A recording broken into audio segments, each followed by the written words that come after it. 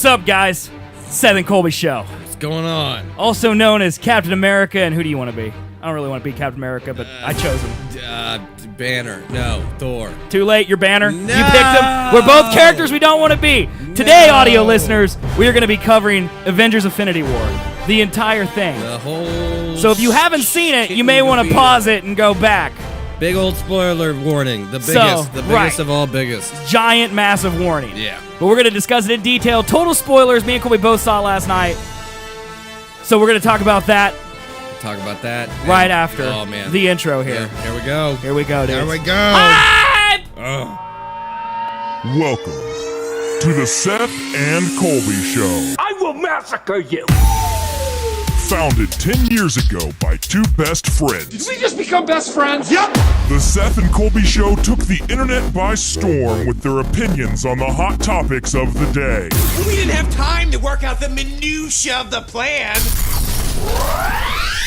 It's a show all about movies, music, politics, meme culture, and weird science. I'm not gonna stand here, present some egghead scientific argument based on fact. Science is a liar sometimes. Watch live and be a part of the show twice a week at twitch.tv/Seth and Colby every Sunday at 2 p.m. Central Time and Thursday at 7 p.m. Central Time. We would be honored if you would join us. And now, ladies, gentlemen, boys, girls, and attack helicopters, here are Seth and Colby. What is up, everybody? Welcome to the Seth and Colby Show. We are a podcast that's live on Twitch twice a week, once on Sundays at 2 p.m. Central Time, and once on Thursdays at 7 p.m. Central Time, both at twitch.tv/Seth and Colby. If you don't watch the show live, it's on youtube.com/Seth and Colby. It's where you get the videos on demand. If you want to listen to the audio version, like some type of freaking weirdo, that's on iTunes, Google Play, and Stitcher. Those links at SethandColby.com. We're going to go through the intro quick today because we want to get to Avengers. Me and Colby have been waiting. Oh, just waiting. Holding back. 16 hours. So much. Without being able to talk about it. We want to talk about it. So you can support the shows in a few ways. First way is free. Go to twitch.tv/Seth and Colby. Hit the follow button. It's 100% free, and it does support the show. You can also subscribe for free on YouTube. It's the same thing as follow. You can also follow us on Twitter, twitter.com/Seth and Colby. And you can leave a 5-star review on iTunes, Google Play, and Stitcher. I know, man. I was waiting for you to finish comment. I was trying to be dramatic, you know? It's cool. I'm dying. It's whatever, man. Also, if you want to support us with your wallet, you can do that in a few ways. Number one, subscribe to the show on Twitch. $4.99 a month gets you a hog emote, which you can spam anywhere, and it is fantastic. They will die. From laughter when they see the hog emote in chat. They will die. From laughter. Pretty good, huh? That was good, Pretty man. good. That was Also, the you better can even give us more money. $9.99 a month gets you Colby's fat face and the hog. $24.99 a month gets you my fat face, Colby's fat face, and the hog. And then you can also just donate money. Donations of $5 or more, cheers of 500 bits or more. Make a loud foghorn go off and read your message, depending on what it says. And it interrupts the show. In its entirety. and it throws us off. So that's what they do. Also buy a t-shirt. SethandColby.com/merch. Go buy a t-shirt and stuff. So yeah, everything that we just summed it up. SethandColby.com and sub to us on Twitch. SethandColby.com. That's what we want to get to. So guys, here's the deal, okay, man? So I think it was actually last Sunday that I said we were going to the 3:00 showing of the movie at the new AMC. And on Friday, I texted my mother, who had procured the tickets because they bring 8 people, so they get the tickets. And because I can't front the cash for 8 other people. So she gets the tickets. Turns out it was at 7, which is the same showing Colby went to. Yep. So just through luck, Colby and I actually ended up going to the same theater at the same showing, see the same movie, even though it wasn't even planned that way. Nope. So generally for these reviews, Colby and I do go to the same movie, the same showing. But and then it's really hard to not talk about it after we both leave like the we theater. just stare at each other and just are like, hey, man. What'd you think? Like, good? And then we just kind of run away from each other. So that's how it goes. So today we're going to break down in its entirety Avengers Infinity War. And boy, does it need breaking down. Oh my God. It is, I'm going to break it down into these categories. Of course, as listeners to the show know, generally, we just kind of go wherever our minds lead us. Yeah. But I do have kind of an outline to kind of keep us on track, so it makes sense. General thoughts first, then we're going to talk about amazing scenes, possible endings, some unanswered questions, and then just some random stuff like the funniest lines, and then at the end, me and Colby will kind of cover what we thought of the theater and just any other random crap like our photo shoot after the show today. Yeah. See how much time we fill up talking about the show, so we don't sit here till 6 p.m. reviewing Avengers Infinity War, although we might, so there's no promises. But yeah, if just final warning, if you're on Twitch, there's a giant image, so if you're on YouTube, there's a giant image. You can't miss it. But if you're on audio, this is going to be spoiler-laden. We are going to talk about every single thing that happens in the movie. We will leave out no details, not even the time that Thanos pulls his pants down and hangs dong. I just wanted to. I read that on Reddit, and I was like, "That's a great phrase. I'm going to say that." Yeah. So that happened in the movie, though. But it's after credits. It's after credits scene. It's very at the very end. Quite lengthy, also, just by the way. But anyway, man, the dude's 9 feet tall. So here's what we're gonna do. I guess we'll just start. General thoughts, man. I mean, we don't need to give like a 5-star review or whatever. My mind is fucking broken, man. Dude, it's broken in half. So that was kind of what we thought after walking out of the theater. Is just kind of like, it's a movie you have to process. Yeah. You know. I don't know if anybody's seen American Sniper. Did you see that movie? I didn't see that. I saw that in the theaters. Okay. And the ending's pretty bad. Right. Because the man dies. Okay, yeah. He's murdered. Yeah. Yeah. And so all the end credits are overlaid of his funeral, his actual funeral. And that's so lovely. the somber tone of everyone walking out of that theater, silent as shit, was exactly the same as this movie. Yeah, it was. Everyone I think no one knew what to do. The cliche is this is our generation's Empire Strikes Back. I think because it had the balls to end on a tone where the bad guy won. Yeah. And you're like, how do you go from here? And I think like Empire Strikes Back I think is obviously the best Star Wars movie. And I it's hard to say coming out of the movie less than 24 hours later, you know, if it's maybe just the hype getting to me, but this is probably the best Marvel movie. Oh my god. Right? I mean, like I said last night, I was like, I don't know if this is the best movie ever. Oh dude, I was rating it this morning on IMDb and I gave it a 9 just because I can't rate a comic book movie a 10 unless it's The Dark Knight.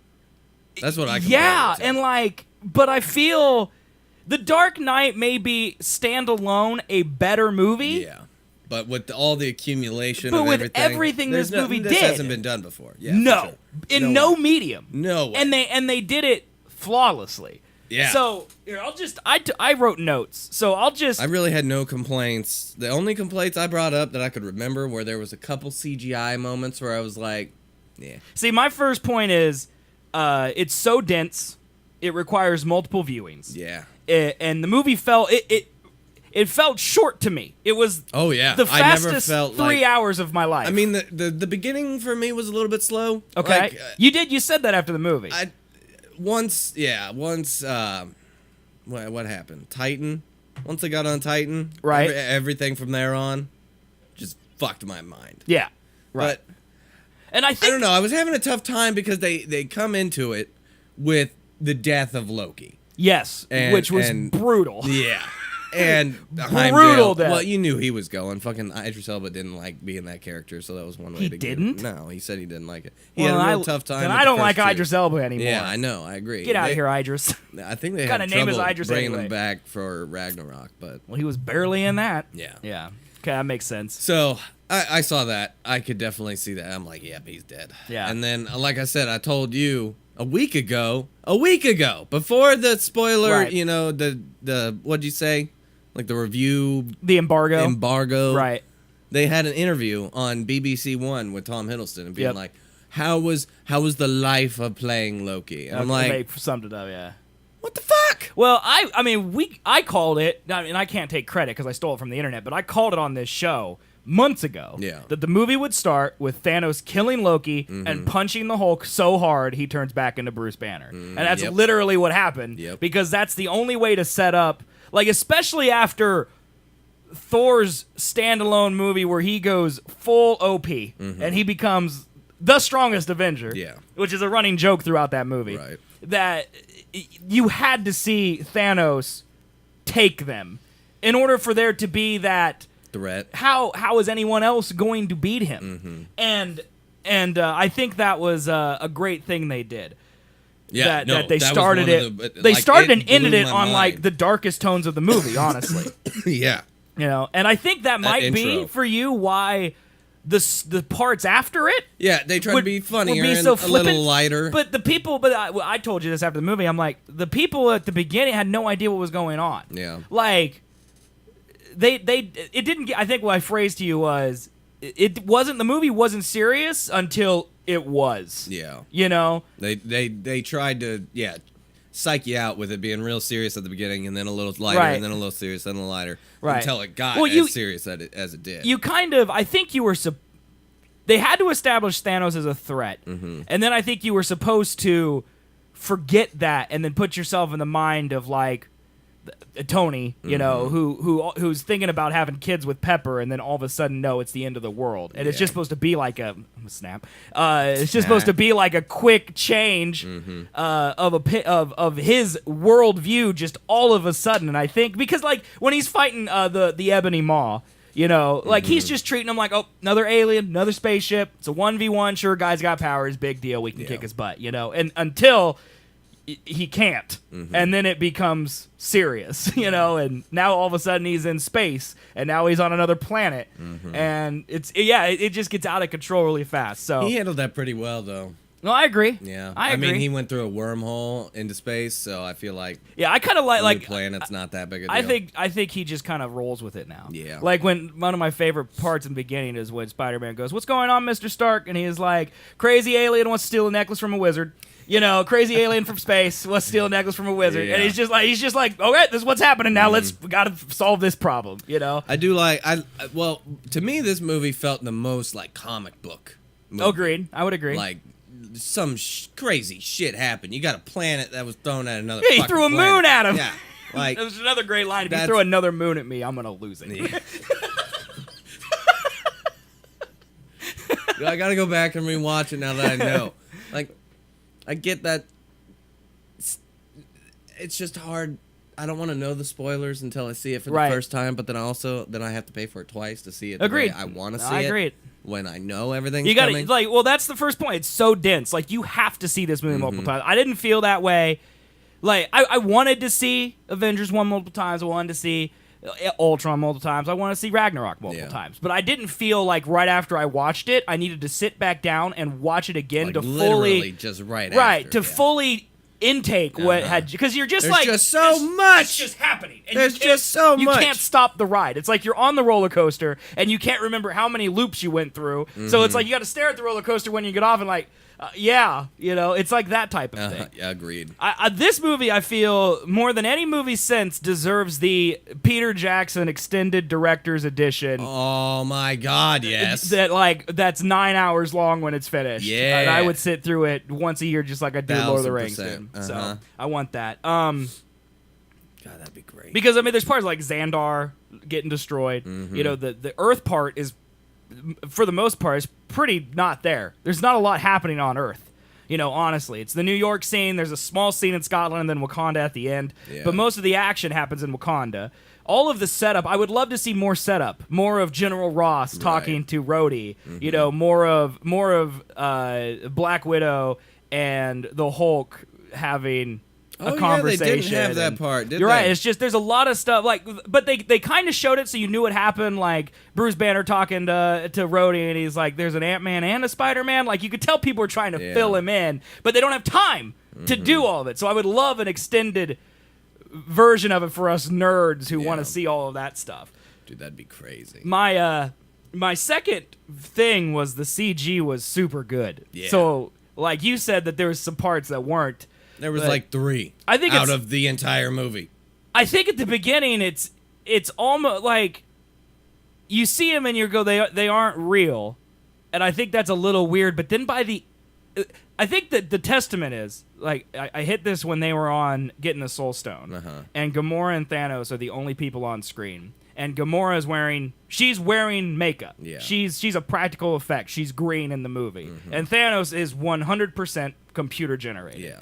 And you look at him and you go, I can't tell that he's not a person wearing makeup. I thought Thanos was great. At first, I was like, his arms are a little long for how gigantic he is. But, I mean, other than that, his facial expressions and his face just was amazing. Yeah. I could feel all the emotion he was going through all the time. I feared when he was on screen just because he was so fucking... He was like, he had that tone to him where he was like, I'm kind of your friend, but I'm going to fuck Well, I have a whole thing in here about how the movie is Thanos. Oh, yeah. God, it's so good. The CG blew my mind. One of the best villains ever. Oh, agreed. Yeah. 100%.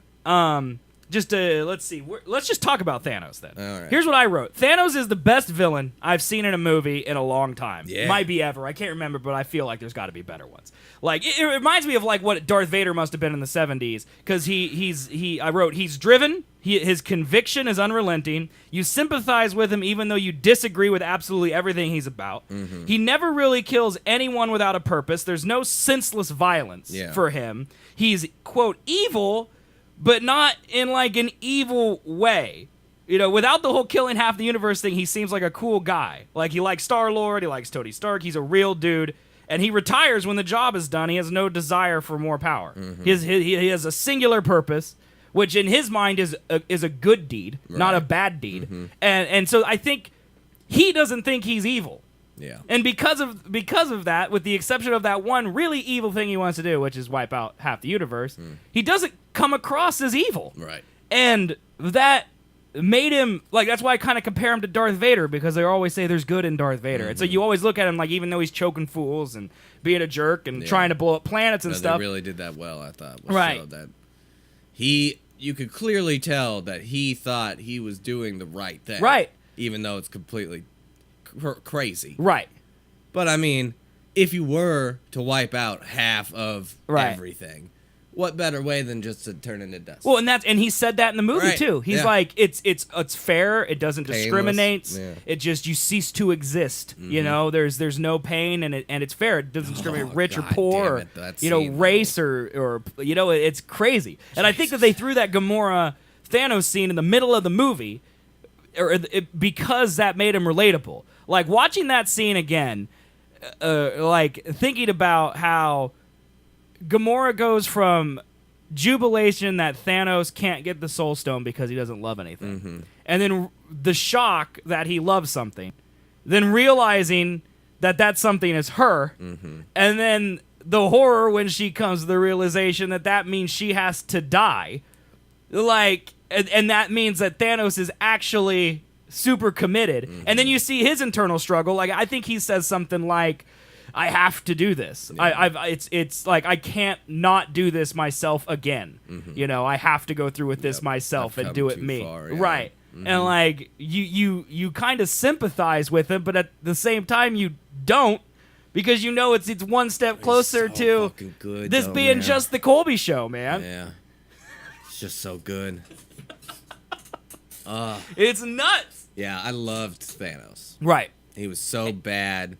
Did everything that you had hoped that he wouldn't do, and also didn't hate him for it. Right. But you were just like, this to me was Thanos the movie. Like, there's a lot of people out there, a lot of critics and stuff, that are complaining that, you know, you didn't get enough time with the people that you were supposed to. Like, it's called Avengers. You should have more time with the Avengers. And I mean, and my rebuttal to that is, we had 17 other movies. Yeah. With the Avengers. We know the Avengers. Right. We don't know Thanos, which is their biggest bad of all time. And the biggest complaint with most Marvel movies is that the villain isn't good enough. Like, everyone's like, the villain doesn't have depth. Yeah. You know, you introduce the god of death, and she shows up, she's on the screen for 35 minutes, and she loses, you know? That's the biggest complaint with the universe as a whole. Yeah. And we finally get a movie that literally just follows Thanos. Like, the reason Cap isn't in the movie a lot is because Thanos doesn't enter Earth until the last 10 minutes of the movie. Yeah. You know? And I think there's a lot to be said for this being Thanos the movie, and then Avengers 4 will really be about the Avengers. Right. Well, yeah, I'm just trying to compare it to The Dark Knight, just because, one, to me, that's one of the best villains of all time. Agreed. On screen. Agreed. Also one of the best comic book movies. I totally agree. And I'm just trying to think of the ratio between Batman and Joker time on screen. Oh, it's easily 50-50, I would say. Yeah, I would say. But, I mean, that's one standalone movie, and this is 2 parts. So maybe this is the 50% Thanos. That's what I would guess. Well, and I think slimming down on the characters are going to help them, because it's just the OG. You know, the only people that are left are people who are Avengers 1. The ending. Let's get there. Okay.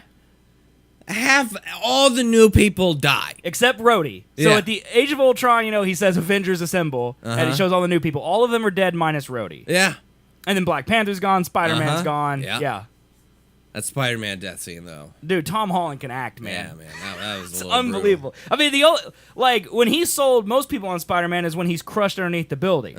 And he just solo acts his way through that. Right. And people are like, oh, my God, dude, this 15-year-old can really carry, and then he does it again. And he only knows it's happening because of his Spidey sense. Tim and Mantis are the only people in the planet that know it's happening before it happens. Yeah. And that's kind of insane, too. But, dude, oh, my God. Like, that's why I can't... Okay, we're going to get to the possible endings. Yeah. But... Well, we'd talk about A-Order. I mean, it's just like, you can't. Just money-wise, as a studio. Right. You can't kill off Doctor Strange. Yeah. You can't kill off Black Panther, the best-selling standalone comic book movie ever. It's the second best, most profitable movie of all time. Yeah. Yeah. Behind The Force Awakens. Yeah. Disney's got 2 now. God, fucking assholes. But yeah, man, I mean, so it's just the OG Avengers again. It's crazy. Plus Rhodey, yeah. And, but I guess, I do wish everyone had more screen time. Like, you didn't get a lot of Cap. I guess what I wanted is more of the Black Order. Yeah. Like, I'm a little bummed, this is why I want a director's edition. I'm a little bummed the Ebony Maw just died so fast. Which one's that one? Squidward. Because he was one of the coolest villains. Like, he just had, like, I don't know, this flair about him where he just, like, I'm going to get this done. Yeah. You know, and I don't want to mess around. I don't want to deal with the frills. I don't want to frighten you in any way. Right. I'm just here. Yeah, I'm just here for the stone. You know, you're going to throw something at him and split it in half. Let's keep going. You know what? He's not even fighting back. Smooth as shit. Yeah, he's smooth. That's a great way to say it. Because he's not even reflecting attacks. He's just marching. All right, Squidward. Earth is closed today, Squidward. Yeah, dude, it's super great. But I wish there was some more of that, you know. But I get it. The movie's already 2 hours and 40 minutes long.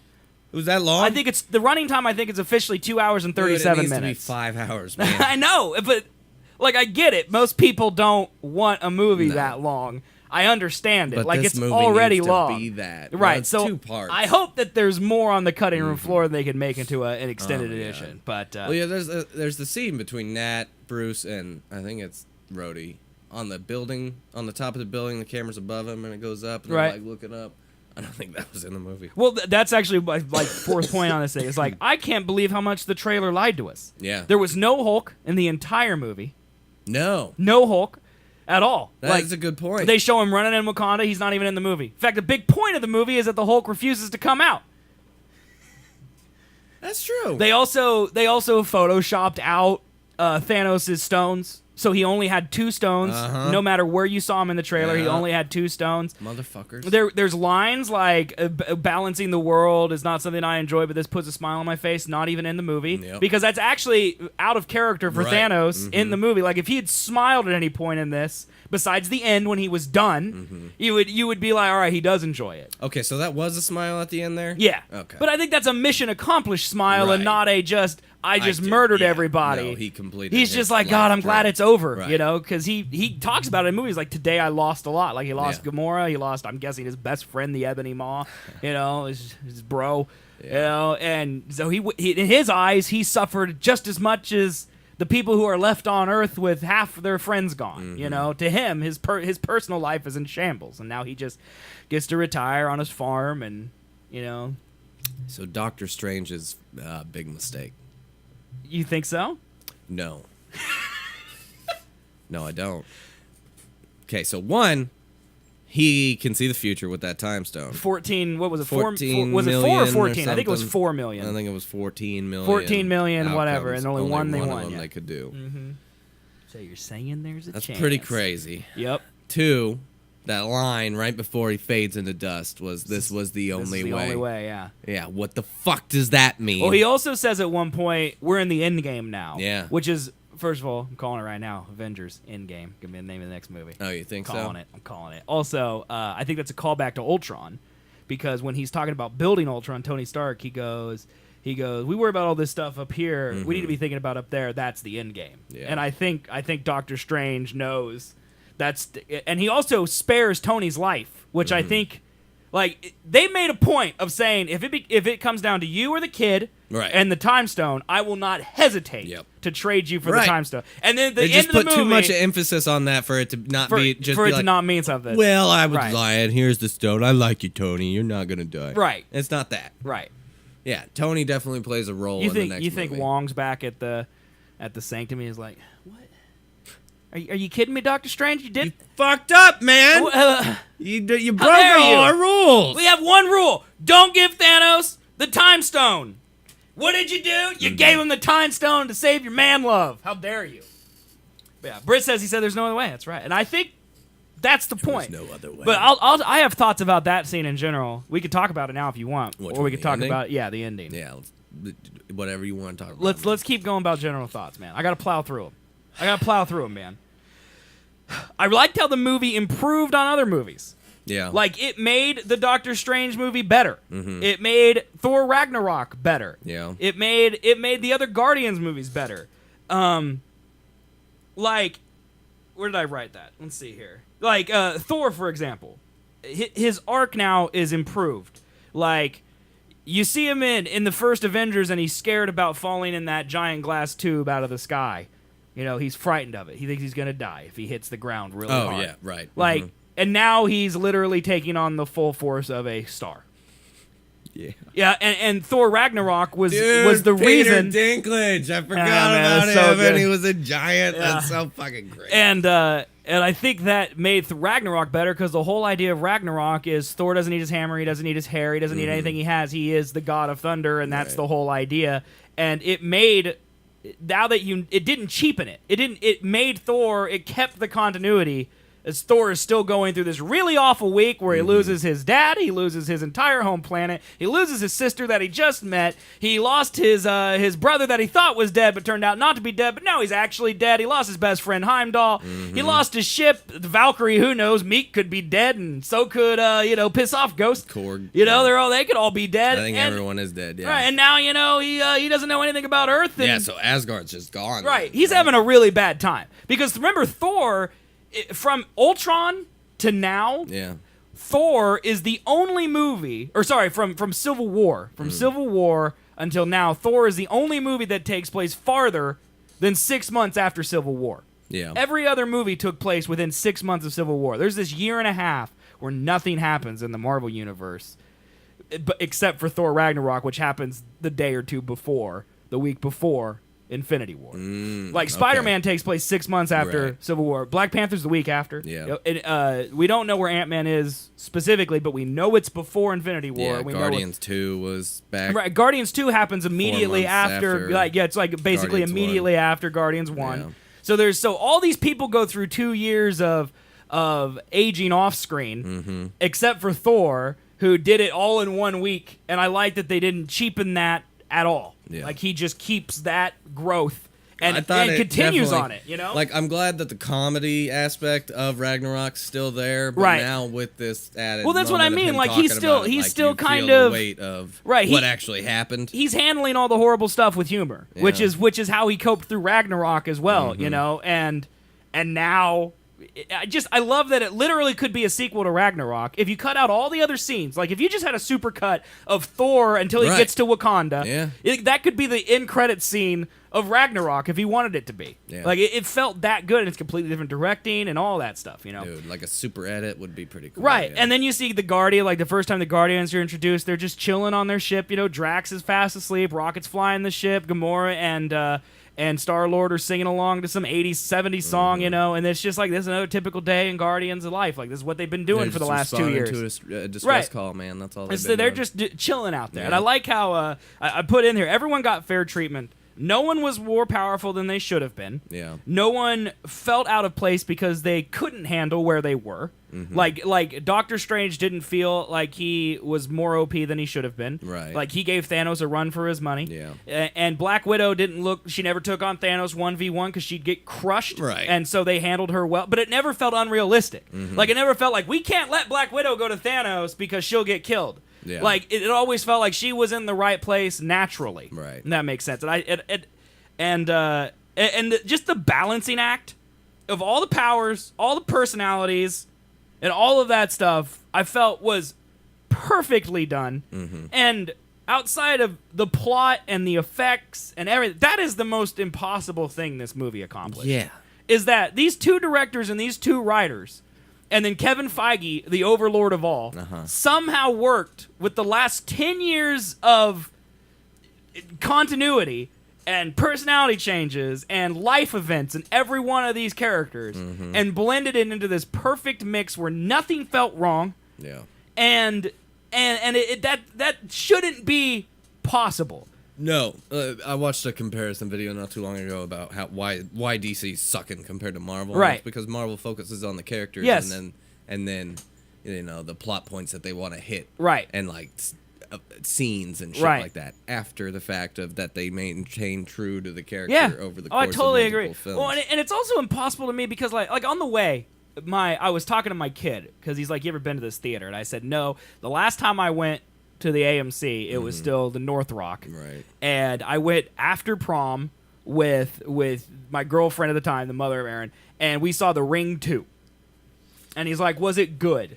And I said, "It was the biggest pile of horse manure I've ever seen in my life." He's like, "Did you like The Ring 1?" And I was like, "Yeah, I love The Ring 1. It's one of my favorite movies. I love The Ring 1 because it's not scary, it's atmospheric, and it's got a great score." And I'm like sequels are rarely good. And I was thinking in my head, and I'm like, this movie is essentially MCU number 18, and it's the best one they've done. Like, The Ring 2 couldn't do 2. Yeah, they Marvel's definitely at have like 18? a dip.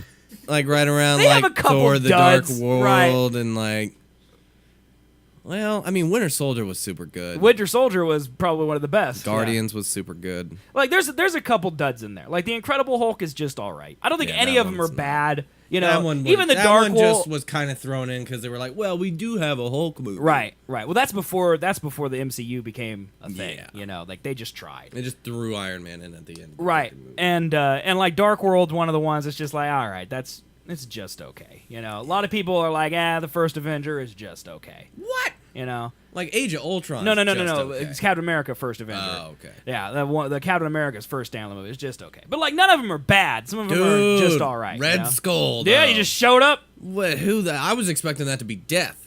No, yeah, I think a lot of people were, but I think they replaced it with that. And people don't know if they wanted to give Thanos just a pure motivation instead of just he's doing it to romance some lady, you know. Yeah, that makes sense. I think that makes sense. They also, people got confused because a lot of people think that Hela from Ragnarok is Death. They don't understand that the goddess of death and death are actually two different things in the comics, and I don't really blame them because I understand that, but I don't understand it at the same time. It's kind of confusing, so. But yeah, that's kind of cool. And it ties up his continuity. Because at the end of First Avenger, he touches the Tesseract, he's gone. Right. You don't know if he's dead, if he's alive, and now you know. You know, that was not Mr. Smith, though. No, it was not. Hugo Weaving also doesn't like to be in the movie. Yeah, so that's what I thought. Which I don't... Like, I get Edward Norton. I get the guy who used to play Rhodey, whatever his name is. Shit. I honestly don't remember Howard. His last name's Howard. Terrence Howard. There you go. Terrence Howard. I honestly get it because they left 2-3 movies into the thing. They had no way of knowing what it would be. But how does Hugo Weaving not go, yeah, maybe I should be a part of this. Mm-hmm. You know? Now. I made the mistake back then with First Avenger, but now, right, like after 8/17, like he's fine being in the Matrix 3 Revolutions, but he's not okay with being in Avengers Infinity War. I don't think he liked the face mask thing, man. That's what he said. Okay, but he can wear a hairpiece and fake ears for Lord of the Rings. Yeah. Okay, I mean, it doesn't make sense, you know. It's like they'd be like, "Hey, Seth, you could be at Avengers Infinity War," and I'm like, "Cool." Like, hold on, we haven't told you that you're going to be oiled up naked in a cage in the collector's room. I'm like, all right, I'll be there. Put me in there. Yeah, put me in there. You need to be, face down, butt up. I'll do it, dude. Whatever. Just tell me. By the way, did you see Tobias in the collector's room? No, I wondered. I saw Arrested Development in the credits. I'm like, what the fuck was that? There's a blue painted Tobias. Are you kidding? In a corner, like kind of out of focus when the Guardians are first walking into the collector's room. And people are making the joke that, well, because the Russo brothers come from Arrested Development. Really? Yeah, they directed a lot of Arrested Development. That's fucking crazy. And so they put a blue Tobias in there, and so people are saying because that's a fake reality that Thanos is a Arrested Development fan. Because why else would he put a blue Tobias in his fake reality collector's room? Oh, that's hilarious. That's amazing. So great, dude. It's so great. Yeah, I need to rewatch it again for the comedy because I was way as soon as that first scene came and like it was pretty damn dark. I was like, okay, this is a that killing of Loki is really brutal. Yeah. That's really brutal. I like how Loki had a great death though. I mean, I wrote he learned to be good and he used his god of mischief for good in his final moments. Like instead of tricking the good guys for once, he tried to trick the bad guys. Now it didn't work. Yeah, but and then he finally embraced who he was. You know, he was Loki, son of Odin, rightful king of Jotunheim. He finally accepted who he was. Identity crisis over. So then why did he take the Tesseract in Thor? I don't know. Because he's still the god of mischief. Yeah, he's just like, I might be able to use this. Maybe once it on his nightstand. Use it to get laid. Who knows? It's a nice nightlight, man. Yeah. But yeah, I don't know. But I mean, they had to take it for the setup of him getting all fucking. I can't believe he got all 6. Yeah. I didn't think it was gonna happen. That's like I watched the last 10 minutes of the movie on the internet before I went and saw it, and so first of all, that was the first moment, like, because that last 10 minutes begins when Vision gets Vision asks Wanda to destroy the stone, and so as soon as that happened, I'm like, this is the end of the friggin' movie. Yeah. I couldn't believe it. Like, I was just like, there should be 45 more minutes. Because he beats everyone on Titan. He's like, one more. And then all of a sudden, you're in the last 10 minutes of the movie. It was longer than that, it felt like. So, the last 10 minutes for you saw Wanda try and take the stone out of it, or destroy the stone. Yep. You saw her destroy it. Yep, and then he rewinds time. Yep. Jesus. And then you saw him get stabbed by Thor. Yep. And then he snaps. Yep. And then you saw all the people turn to dust. Yep. Jesus. And then the end credits. Yeah. That's fucked. Yeah, that's what I saw. That did not feel like 10 minutes to me. That's felt like 10 minutes. 20. Yeah. It felt short and long at the same time. Well, that's because it's brutal, man. Oh, man, it's so brutal. But I just couldn't believe that it was over. Because, it happened so quick. Like, he starts with 2, then he basically starts with... he technically starts with 1. And then he gets the second. The third he gets pretty easily. Like, you don't see him, the reality. The one on Nowhere, and you don't see him get it, but because he already has it when he shows up. And then the Soul Stone is where he really starts to fight. Yeah. Then the Time Stone he really starts to fight. And he doesn't really have to fight for the Mind Stone because at that point he's already pretty indestructible. God, the fight for the Time Stone was one of the better. Dude, scenes. yeah. I mean, I have those in the amazing scenes. I think I'm about done actually. Oh, Rocket's character development I thought was really good. Yeah, time to be the captain now. Right, when he goes and he has a serious talk with Thor. Because, like, the Guardians, they're probably the ones that are the most neglected from a development standpoint in the movie because the gap. Two were basically them still struggling. But like you kind of know what Tony's doing. He's just doing Stark things. He's building nanotech suits, and he's Tony Stark. You know him. You know he's getting married to Pepper, and there's all that. Like Spider-Man, he's just being friendly neighborhood Spider-Man. You know the Guardians, they just went through some stuff in their first 2 movies, and it's been 2 years. You haven't seen anything about them. So like it was kind of cool because really the second Guardians is about Rocket kind of coming to term with who he is and how he treats others around him. And then in this movie, you see him and he's raising Groot. He has to become the captain. You know, he has a lot to lose. Like, he actually says, I have a lot to lose, which if you would have asked him in the second one, I feel like he probably wouldn't have wanted any of them to die, but he probably wouldn't have taken it as hard as he will now when he realizes that not only did Groot die, but so did everyone else. Mm-hmm. Everyone else. Rocket's Peter's the only one left. Yeah. Mm-hmm. All of the Guardians of the Galaxy. Jesus Christ, by the way, just fun fact, just randomly in the middle of the show, the poster, Infinity War poster, had 30 characters on it. 15 of them are dead, and 15 of them are not. It's perfectly balanced, as all things should be. Wow. It's just crazy, dude. I didn't expect as many. It felt like more. Right. Yeah. Well, who's the 15 left? So we got Rocket. Well, people like Wong are on the poster, and you don't know for sure if they're dead or alive, and so like there's a few more, you know. But yeah, I mean, but there were 15 that you saw die. Yeah. Jesus. Yeah, maybe that's why it felt like more. It's because they showed the deaths compared to the ones that didn't. Right. Die. Jesus Christ, yeah. man. It's crazy, dude. That movie. And then I just thought it was funny that the Hulk was just butthurt the whole movie. Well, dude, he got punched in the face and he felt pain for the first time, and he was like, I don't want to, no, I'm not doing done. that. I mean, I like that. I do, too. I didn't really like Banner's, like, comedy about it, because it was kind of like some comedic relief. I kind of did. Yeah. I don't know if the comedy was why I liked it because they were finally treating him as, like, in the first two movies, you know, like first Avengers, Hulk is just this rage monster who almost kills Black Widow because he's out of control. In the second movie, you kind of see that like they treat him with respect, and then he comes out and for whatever he does, he's punished for it. And so at the end of Ultron, he leaves. Mm-hmm. He's like, well, if they don't like me, I don't like them either. Right. And then he just whoops butt for 2 years or however long because time travel is different on Sakaar, and he's just beating people, and he changes back into Banner because he didn't want Banner to come out, and that's when they kind of realized that these are two different characters. Right. And so I kind of like, just as a subplot, very, very, very, very subplot of the movie, that Banner and the Hulk are actually starting to communicate with each other. Yeah. Like, the Hulk is like, I'm not, like, he literally comes out and goes, no! Mm-hmm.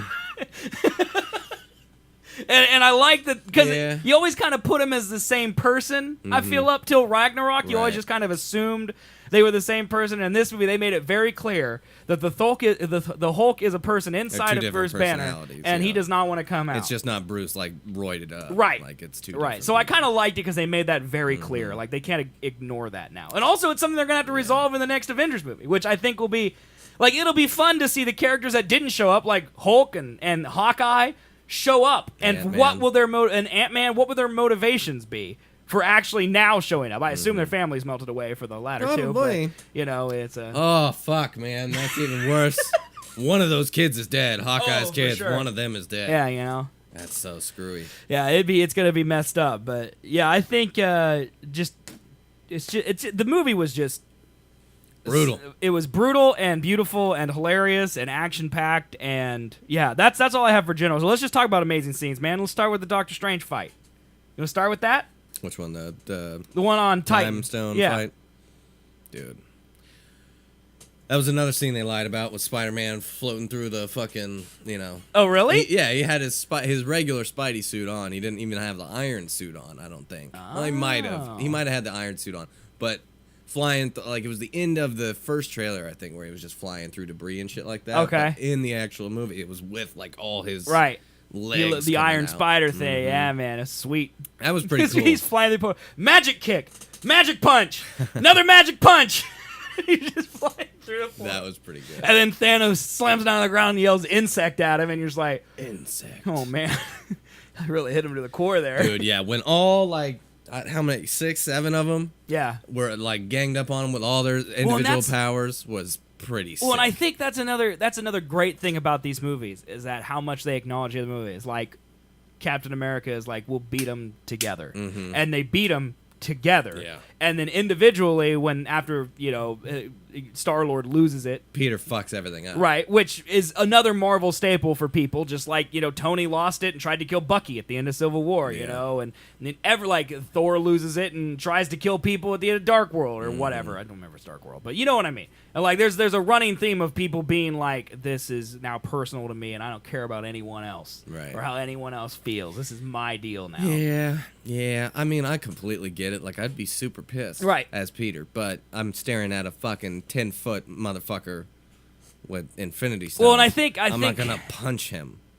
Like, that's not going to do a damn thing. I think Peter Quill showed his best side in that movie, where he can, like, 1v1 Iron Man. Yeah. You know? And then he also showed his worst side, which is his selfishness and his impromptu ability to just be like, I'm going to wing it. Mm-hmm. You know? He doesn't have a Captain America in his life who kind of is the plan. Yeah. Man. You know, he's the cornerstone of let's think it through and do it together and do it the right way. He just kind of does whatever, you know? And I think that kind of makes sense for his character. But yeah, you see the gauntlets, it's off his hand. Yeah. Like, he literally grabs the edge of the gauntlet with his hand because it's off. Like, they would have won right there. It would have been done. Yep. Yeah. But, like, that's just... But the thing is, it's crazy to me, is that if Doctor Strange really saw all outcomes, then he would know that wouldn't have worked anyway. Because you think about it, he would have restrained Peter if he knew that would be the way to win. You know, isn't that nuts? It's like that's crazy to think about too. But yeah, but I liked how it showed everybody together. They were kicking, you know, they were destroying, and then as soon as they got 1v1, you know, and that's what I meant earlier when I'm like, everyone got their due. Like, Doctor Strange is one of the most powerful people in the entire Marvel universe, and you see him 1v1 Thanos with was it 4 out of the 6 stones at that point. Yeah.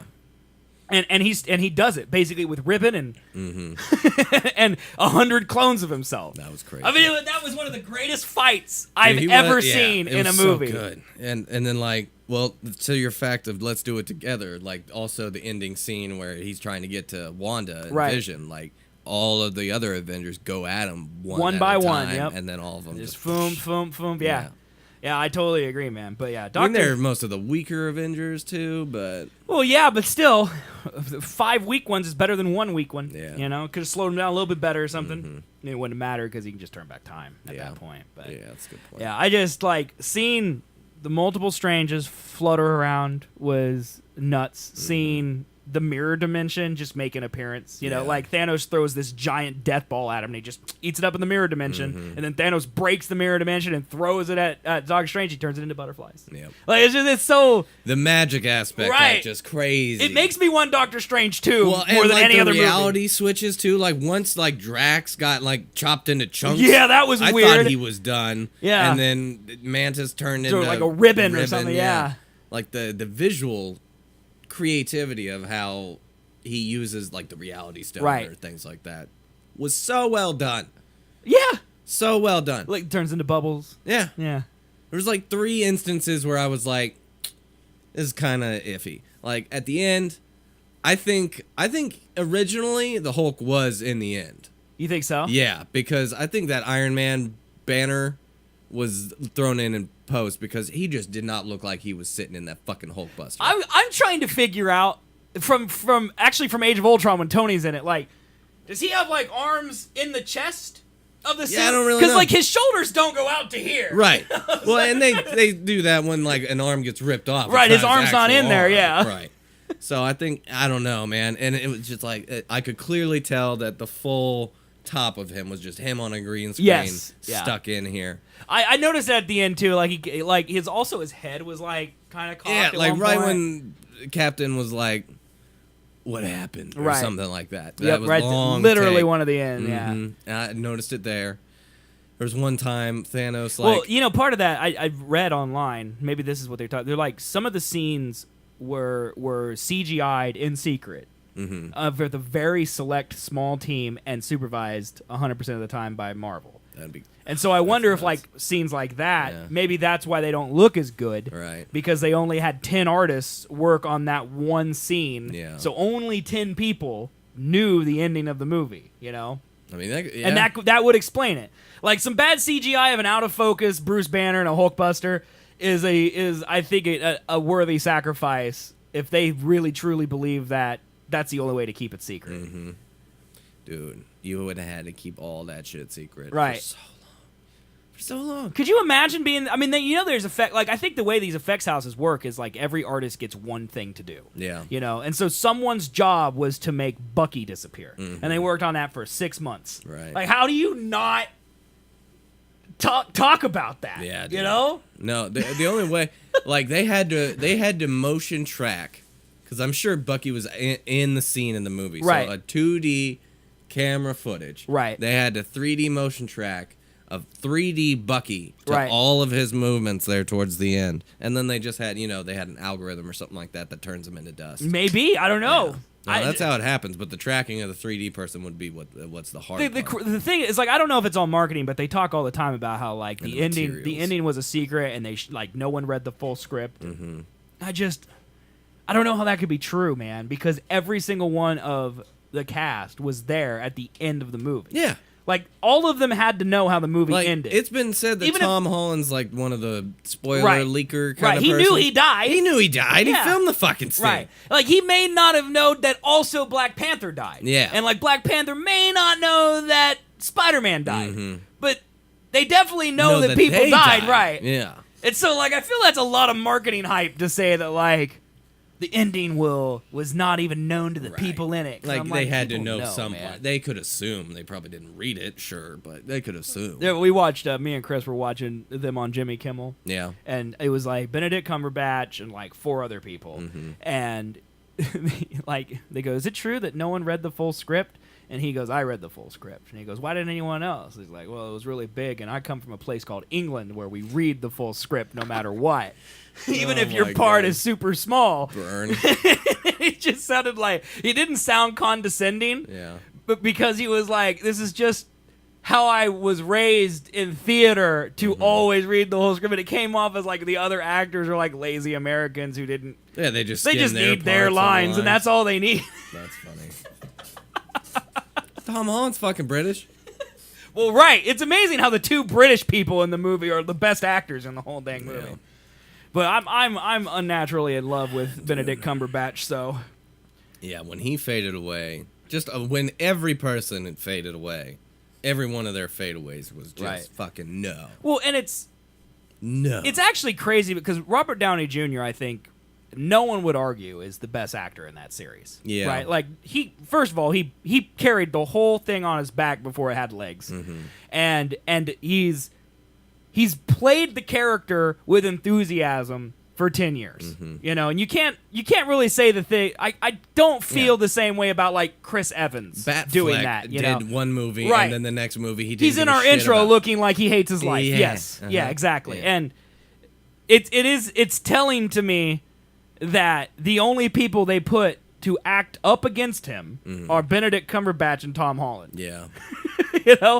Well, Josh Brolin. Chris Pratt's pretty good, too. I would agree. Yeah. But he plays that character in Jurassic World also. Yeah. And he plays that character in Parks and Recreation. He's just kind of a plucky is the perfect word. Well, plucky, yeah, but no, I liked when he was like getting mad about Gamora. Yeah, and he looked sad. Yeah. He carried it, but he was doing I think Zoe Saldana did a better job. Yeah, that's a good point. I would say. I'm trying to think of the people who got more emotional lines. Josh Brolin. Good Lord. Britt said, like, how is he going to go from playing Thanos to playing a fucking Deadpool villain? Yeah. I thought that, too. Like, because, honestly, I went into this movie thinking that he wasn't going to give it 100% because, like, there's the story out there that he didn't even want to do it, and, like, Mark Ruffalo convinced him to do it. He's like, you'd be crazy to not be in this thing, And then I see him in the Deadpool trailer, and he doesn't look like he likes to be in it. He doesn't really look like he's having fun. Yeah. Like when maybe that's his character, but I look at Deadpool and I go, Ryan Reynolds loves being Deadpool. Yes. I don't get it that Josh Brolin likes to be Cable. But this performance of him in this movie is Oscar worthy, in my opinion. He won't get it because motion capture never gets it. No. But and a popcorn movie, but but he deserves it. This movie deserves some award. Yeah. It deserves it. And it's gonna get effects, man. It's gonna get sound mixing. It deserves dude, it's unbelievable. Dude, best director. Like, to handle and there's all two that parts. shit. There's 2 parts. Yeah. Like if they did it for Lord of the Rings, they could do it for Avengers 4, right? Right. The next one? Yeah. They won't because some other terrible movie will come out and they won't even get nominated. Yeah. Man, Shape of Water too. Egg babies. Please don't lay your eggs in me. One of the best lines of the whole movie. Mantis is leaping at Spider-Man. Dude, it's so great. Oh, but Yeah, so what else? So amazing scenes is what we're talking about. Okay. Tony Stark's new nano suit versus Thanos. The way it regenerates. The way that it takes parts. Right. Like once it starts getting destroyed, right. It takes parts from where it doesn't. He's not using them. Yeah. Yeah, that was sick. Yeah. That was sick. Until it was a physical suit, and then it just stopped doing anything. Yeah, because it was out of material. Yeah. Yeah. Well, it wasn't. There was a lot of material around him, but it just stopped. That was one iffy. But god damn it, when Tony got stabbed. I was like, no! I actually thought he was going to die, and then too. he would use the time stone to reverse it. Mm-hmm. That's what I thought was going to happen. Because I knew he didn't die in the movie, because spoilers. Oh, yeah. But, like, I thought, oh, my God, they're actually going to kill Tony Stark. Mm-hmm. You know, because they made it look like he was going to die. You know? Yeah. But he didn't. But, yeah, Thanos, like, just freaking snapped off a piece of his suit and stabbed him with it, man. Dude, it was so brutal. It was so brutal. God, man, that one got me. I don't know, like, the worst deaths. Sebastian Stan was the first one to disintegrate. That was pretty bad. Yeah. Like, I was like, oh my fucking God! And like, Cap's basically been trying to be reunited with him. And then he finally for 3 movies. Is. And when he's happy, right. He actually smiles for the first time in one of these movies. Right. And then he dies. Yeah. Jesus, man. Yeah. That one was brutal. I didn't really feel Black Panther's just because it was so quick. Have you seen Black Panther yet? Yeah. Okay. Yeah. All right. Yeah, I felt Black Panther. I feel like we talked about it. I don't remember. Whatever, dude. Look, literally, what's the last thing on my prep? They Colby see Black Panther. I honestly didn't remember. I didn't remember. But yeah, so yes, I saw it. But Black Panther, like, dying, like, I wasn't really moved by Black Panther. I wasn't really moved by any of the deaths. Yeah. Like, emotionally myself, because I knew that they would come back.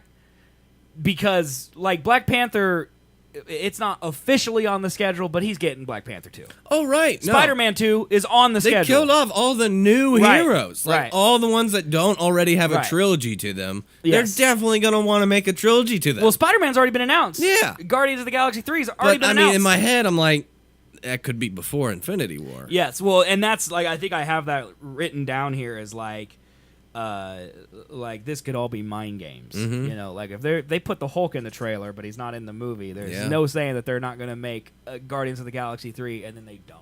You know? I mean, why? Right. No, I was talking They to could Britt do about whatever this they last wanted. night. Once there was no, like, post-credit scene. Right. Until the last one. But once there wasn't one, like, immediately after the main titles, I was like, they could just not do one. Yeah. I thought it would have been like Thanos will return, and that was it.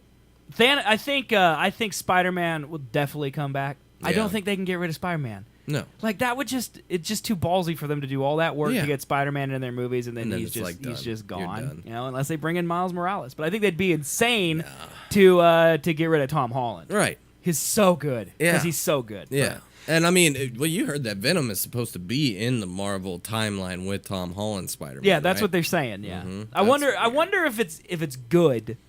Because the trailer last night, Chris watched. We actually had it on our prep for last week, but we didn't get to it. Yes.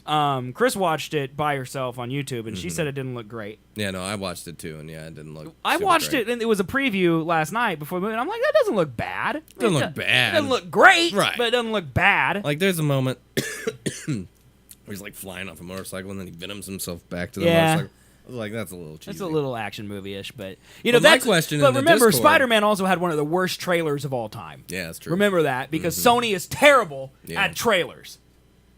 The movie might be good. I put it in the Discord. I was like, how much time is he really going to be the Venom? Dude, and not just Tom Hardy with tentacles and shit. Tom Hardy cannot say yes to a movie where he's not doing a weird voice and his face isn't covered up. Right? It's like, Tom Hardy, you're a beautiful man with a gorgeous voice. Why can't you be Eames again? You know, why do you have to be Eames? Why do you have to be friggin' Venom? Dude, he was I'm Tom Hardy, Venom Bronson, voice. Yeah. Bronson. Yeah. He was Tom Hardy in that. No one saw that movie though. It was good. That one movie where he's driving the car around, whatever movie that is. He's a Tom Hardy in that whole movie too. No one watched it. I mean, he was in Lawless, but he had a weird. No one watched Southern country accent. He got Shia LaBeouf on him in that movie. Yeah. It's over. Yeah, he did. You know, he can do movies with Chris Nolan that doesn't like even. He's like, it's like once he did Bane, he's like, you know what? I like talking in funny voices, and I like having a weird shaped mark on my head, and that's just what he does now. Because now Chris Nolan's next movie, he's in a plane the entire time talking through a man. You know. And, Now he's in Venom, and I'm Venom, and he does his Venom voice. That was my Venom voice. That was a bad one. Venom! Because, I'm coming for you! I think the Venom voice is the guy from Allstate. I'm pretty sure. I think it's Tom Hardy doing a deep voice. It sounded like the dude from Allstate. I think it's Tom Hardy doing a deep voice. It might be, but I think it is. I don't know, man. Yeah, it's hard to know, but yeah, the trailer didn't look great, but the movie doesn't look. I just have faith in Tom Hardy. Yeah, I'm interested in Eddie Brock's character. I have no faith in Sony. Yeah. I have a ton of faith in Tom Hardy. Maybe together they can make an average film. Right. That's my thought on it too. But anyway, that's beside the point. Mm-hmm. Also, a cool action scene: Thor arriving on Wakanda, where he drops down all of a sudden, and Bruce Banner's like, "You guys are totally screwed," because he's the only one that knows what Thor's about now, because he's the only one that was there on Asgard when he discovered his true potential. Yeah. And he shows up with one of the coolest weapons I've ever seen in my life, and just. Yeah. Do you think that was in the comics that Groot made the handle, or do you think that they just threw that in there? I think that it's cool that they threw it in there regardless. Yeah. I like the fact that Groot was like a yeah, and then by the end he was Yeah, until he realized that he was serious about it. He needed to get serious, Yeah, but dude, him playing that video game through most of the game was actually hilarious. Yeah. Throughout most of the movie was hilarious. Dude, and Peter Dinklage though, man. Dude, Peter Dinklage, like ever since he became famous for Tyrion, he's known for not taking roles that are meant for dwarfs, like midgets, because he is a dwarf. And he doesn't like to be typecast. Right. And now that he's famous enough, he can say, I no longer do those roles. Yeah. If you want me to be in your Adam Sandler movie where I play as just a normal dude, I'll be in your terrible Adam Sandler movie. And so that's what he does now. Dinklebot, he's Dinklebot. That was a bad choice. Dinklebot. It was a great choice. Bad direction. What? Yeah, he was the original voice of the Ghost in Destiny 1. Oh, really? Yeah, like all of the vanilla Destiny 1 and the first two expansions, he was the voice of the Ghost, and they replaced him with Nolan North for everything going forward. And like Bungie basically directed him to have no emotion, just sound robotic, and so he did. And so most people criticize his performance, but it wasn't his performance. Yeah. Like if you go back and listen to some of like the cinematics and things to see, it's just so much better than it used to be. But yeah, Dinklebot, man. So yeah, now we got plucky Nolan North. Zero Cool knows what's up. But yeah, he knows the pain. I'm glad he was a dwarf. But yeah, so that's my point. Is that like he must have loved the character enough to be like, yeah, I'll be a dwarf in this movie, but I'm gonna be 30 feet tall. It's pretty great, dude. Why you called a dwarf then, bro? Yeah, doesn't make sense. I like how no matter what the mythos, it's Lord of the Rings or it's Marvel Universe or it's anything, dwarves are always craftsmen. Yeah, like always, and always hairy. Yeah, they always got beards. Like, it's impossible to have, like, what happens if a dwarf just showed up and it was a sexy woman? You're like, no one would believe that, Nope. No, I like just the comic bookness of this movie. Yeah. Like, a lot of them, like, I mean, I think that's why I liked Ragnarok, too, was it was just more... Comic booky?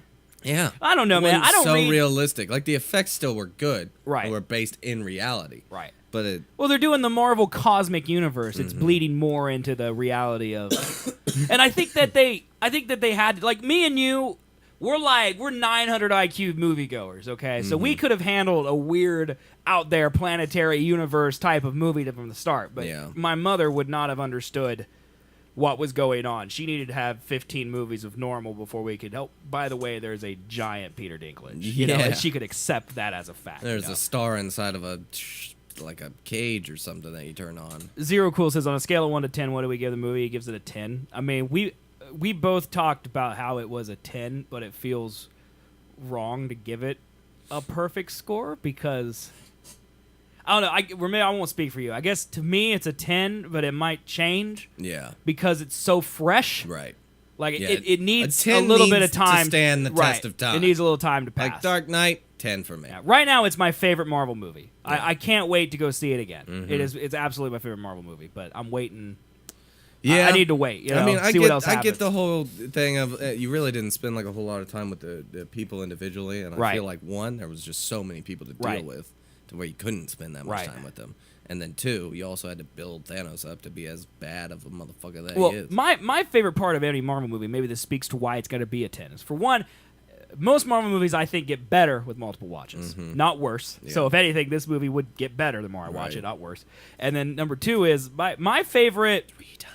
I'm jealous. My favorite part of Marvel movies is when they're not having giant action sequences. Yeah. Like the giant action sequences, to me, they're cool, they're fun to watch, but there's very few of them that I'm like, okay, this is different than what I've seen in every other movie that's ever made. Mm-hmm. Thor Ragnarok is one of those movies where it had some really cool action sequences, like the Sator fight at the beginning. Don't care.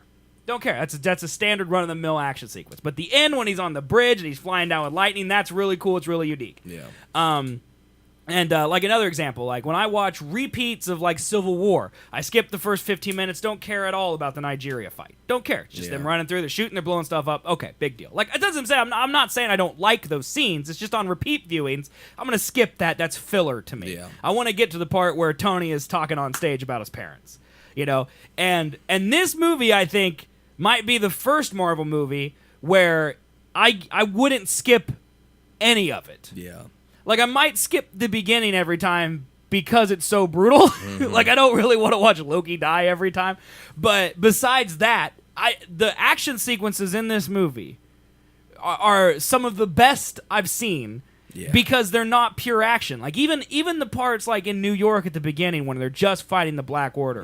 Like, when he falls, he's like, Wong, you're invited to the wedding. He flies off. I don't want to miss that part again. Yeah. That's so great. It's so hilarious, you know? Yeah. Like when they're walking down the stairs, they're talking about the tuna melts. Like I want like all the that. Introduction too, right? Like it started off with a joke, like, "Strange, are you moving your hair like that or whatever?" Right. But then they go outside and then it just gets real quick. Yeah. Like people are running, people are scared, people are falling, cars are crashing. Right. They're like, "Oh shit." Well, and then Doctor Strange makes this giant like shield, and he's just like, "Yeah, I did that." Yeah. And that's what I think that's the thing. Is like this movie has. Even if it's not 50-50 action talking, I don't know what the split is, but even if it is, this would be probably the first movie I wouldn't skip the action scenes because the action scenes that are there improve the movie. Maybe the action scene with Wanda and Vision fighting the two dudes, like that's kind of the run of the mill action scene, you know. Don't really care about, but it's so short. Dude, when half Cap of it's came a chase in, scene. though, man, oh yeah, dude. I got chills. That's the music I played at the beginning of the episode. Is that music starts up, dude? It's like you know, it's so good. There were times I definitely wanted to cheer. Yeah, like, yeah. Well, and I read on Reddit and stuff, and it was like, my theater cheered at this, and I feel like I went to a theater with dead people. Yeah, no one. I like every time I go see any movies, everyone's dead. I sat next to. Dude, you sat next to an 800-pound man. Yes, and two full-blown comic nerds. Yes. Like, oh my god, they knew what was supposed to go down. And yeah, they freaked out a couple of times. But then they were talking. I didn't want to listen to what they were talking about because they were going to spoil it because they read the comics and might know where it goes. I think the comics in this are pretty different. Well, yeah. I think there's lots of really callbacks and stuff. Why, does Britt read the comics? She's read some. Okay. Yeah. And Steve Rogers was supposed to die in Civil War. Wait, so your girlfriend Brittany reads comics but doesn't play video games? Yep. That's weird, dude. Also loves sports. Well, that I feel is not. Love sports, read comic books. It's a good mix. Yeah, but doesn't play games. Like, I feel like, has she ever played games? Oh, I have no idea. I feel like she may not have ever played them. And so maybe she doesn't know what's up. I don't know, man. We got to get her in playing Bloodborne right away. Yeah, there we go. That's an episode. Brittany would smash my stuff. Yeah. I'm not allowing her to play Bloodborne. Yeah, that would happen. Yeah, we'll start her on Overwatch or something. She'll like that. But anyway, that's off the point. What were we talking about? I don't know. Oh, we were talking about action scenes. Thor arriving on Wakanda, super sweet. You know, when Thanos has all six and it's just like, pow! But then Stormbreaker just cuts through that fucking thing and hits him right in the chest, and he goes in. Well, now he can travel anywhere he wants at any time he has the Bifrost. Right. You were going to die. Right. And I'm like, oh shit, he's gonna do it! And then, like, also, Thanos' face at that moment, it looked like. Yeah, Thanos was about to die. Yeah. Yeah, like if Thor hadn't shown up and done that, I don't know if Thanos would have snapped right then. You know, he might have went somewhere else and then done the snap. Yep. But because I think he was mortally wounded, he had to do it right there in order for it to happen. Like, I don't know how he just instantly got healed, though. Yeah, like, I would assume it's one of the stones does that, but don't know, man. Jesus. There's got to be a heal stone out there somewhere. That snap happened, though, man. It did. The last thing I have on my amazing scene list is Rocket and Bucky just, like, turning in circles and shooting their guns because it's just that's like they're the only two characters in the Marvel universe that just shoot machine guns and just love blowing stuff up, you know. And I kind of like that. And then he was like, "How much for that arm?" Right. I'm gonna get that arm. I'm gonna get that arm. And that's so great. It's continuity, man. Two jokes about prosthetics in the movie from Rocket because he gives Thor the eye. Yep. It's like, did you win this in the game? Oh no, I snuck in later and stole this. And he smuggled it out in his butt. Did you catch that? Yep. I would have washed that first. The only way I could get it out of there was up my, and then it's like an alarm goes off. Oh my god, man! It was so. See, that's why I want to go back and watch it. Is because there was some comedy that didn't land for me because I was like, no, go back to the serious bits, right? Because I'm like, what the fuck? Look how long my list of funny lines is. Man. Yeah, it's huge. Like, I need to go back and just kind of watch it with a little less intensity now. We want to talk about the possible endings, or do you want to talk about unanswered questions, or do you want to do the funny lines first? We can do funny lines. Let's go there, and then we'll come back. Here's what I have. All right, so first of all, Drax, funniest person in the entire movie. Yeah. Okay, several times Drax stole, like, his invisibility scene. That was stupid. Where he's just over there eating. Dumb. He's like, how long have you been standing there? 1 hour. 1 hour. I mastered the art of becoming so still that I can no longer be seen. He's just moving his eyes like, we can see you eating that snack. He's like, but my movement is so slow. And then Mantis just comes around the corner. Hi, Drax! Damn it. He just walks off. That's one of the greatest bits in any of the movies. That was pretty good. It's so funny. And then when he's on the ground, it's like, where's Gamora? Better yet, who's Gamora? Better yet, why is Gamora? That's another great one. You don't expect that coming from Drax, man. I like the Guardians were definitely the comic relief. Like Mantis bouncing on the planet in the low gravity. Did you count that? Yep. She's just kind of floating and spinning in the air, and then we take ass and kick names, and then there's literally 10 seconds of silence of Tony just being like, "This is my life. I'm dealing with this. This is where I'm at." Right. That was funny. Like, that was incredible. I really loved that. Let's see. Oh, he's getting attacked. He's like die blanketed death. Drax is. Remember that? He's trying to rip it off his hands. Yeah. That's fantastic. The Guardians are also talking about. He's like, tell them about the time we won. We saved the galaxy through a dance off. Yeah. He's like, no, that's not. And that's Peter's not like, happened. what? In Footloose? And he's like, is that still the greatest movie of all time? He's like, it never was. It never was. That one's great.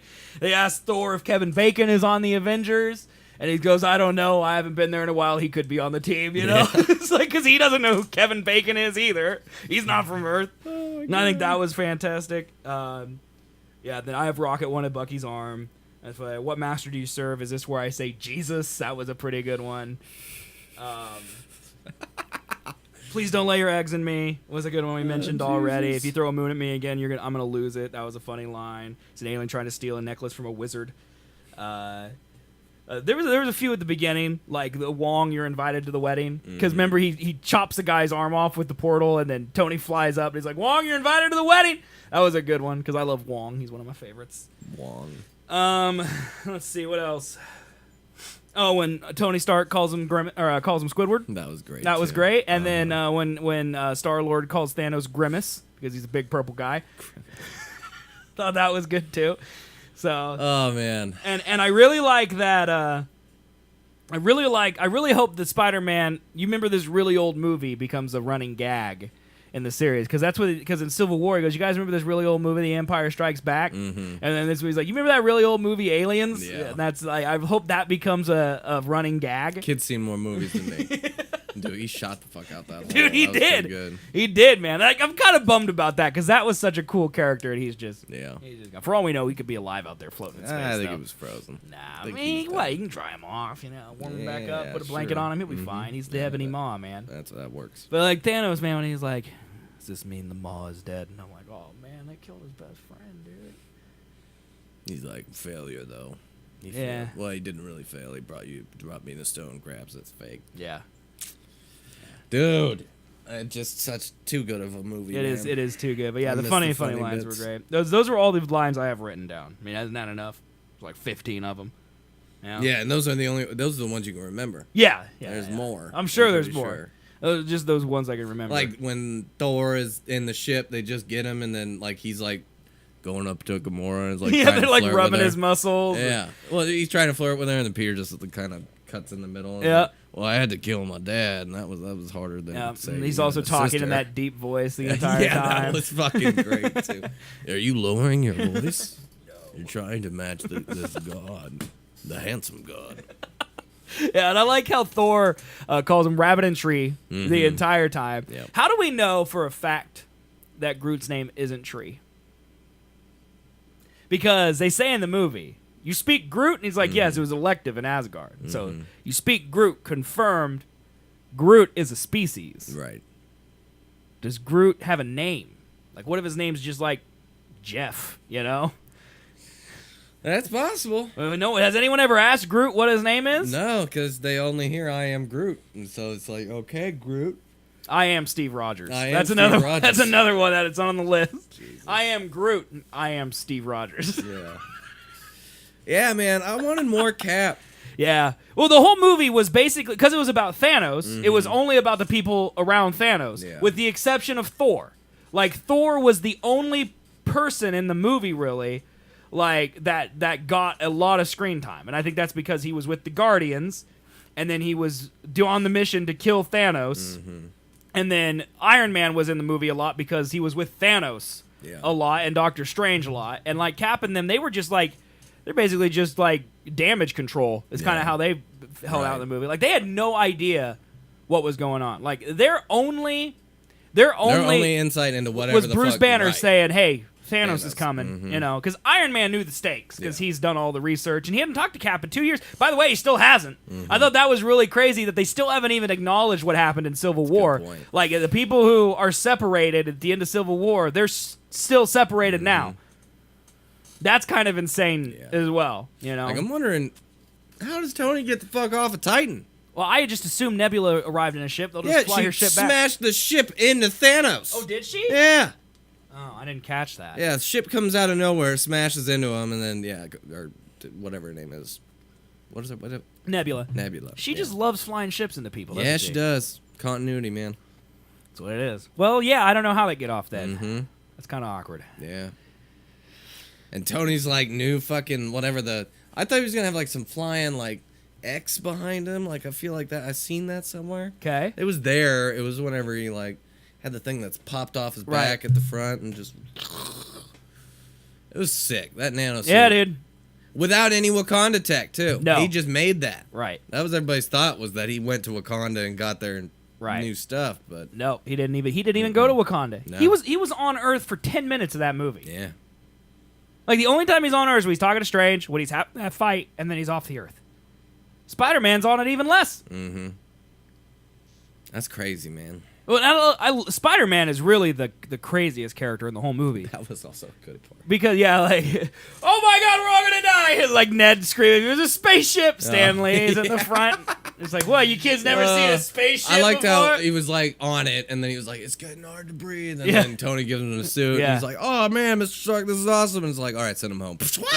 Yeah, exactly. That was pretty good. And he stows away. Yeah. But, yeah, I mean, you think about it, like, Spider-Man had no idea what he was getting into. He just knew there was a ship. And he's like, I'm going to go save whatever. Yep. And so he happens to run into Iron Man. Right. Because it's not like Iron Man called him. Yep. You know, he happened to run into him. And then he happens to end up on the ship. And then he dies. Yeah. Sucks for that kid, man. It's a really bad day. He's not dead, though, man. Well, and a lot of people he can't be dead. A lot of people are saying that, like, the very beginning when Tony's talking to Pepper, they're like, you know, I had this dream where I woke up and we had a kid. You know, people are saying that's him and Peter. Yeah. Like, because he feels like that's his father-son relationship he never got. And so, like, for one thing, Peter finally gets his hug when he's about to die, and he hugs Tony Stark. Yeah. Because he's one of the only characters that knows he's about to die because of his spidey senses. So he hugs Tony Stark, and then he dies in his arms, and then Tony Stark has to realize, like, and also in Homecoming, he's like, if you die, that's on me. And so then Tony Stark feels responsible. Yeah. For everything that happened to Spider-Man, and now he's stuck on the planet with Nebula, who also kind of blew it. Like, if she wouldn't have said she's dead about Gamora, Star-Lord would have never figured that out. Right. And so now he's stuck on the planet with Blue Lady, and I guess there's no way off. Yeah, there's a lot of blame to go around. Maybe there's a plane on the on the other side. Titan. It's on the other. The planet's big. I'm sure they can go to the other side. Sure. He's a mechanic, man. As long as he's got that screwdriver, he can just start it right up, and they can fly it back to Earth. I'm sure Titan's close to Earth. Yeah, they got Phillips head. Where do you think the planet Titan is? Is it in another galaxy? You think? Or? Yeah. Like it's. Oh yeah, that was another effect where I was like, they could have done that better. What? It was when it wiped behind Thanos to show what it used to look like, and then unwiped. Oh, you didn't like that? I thought that was cool.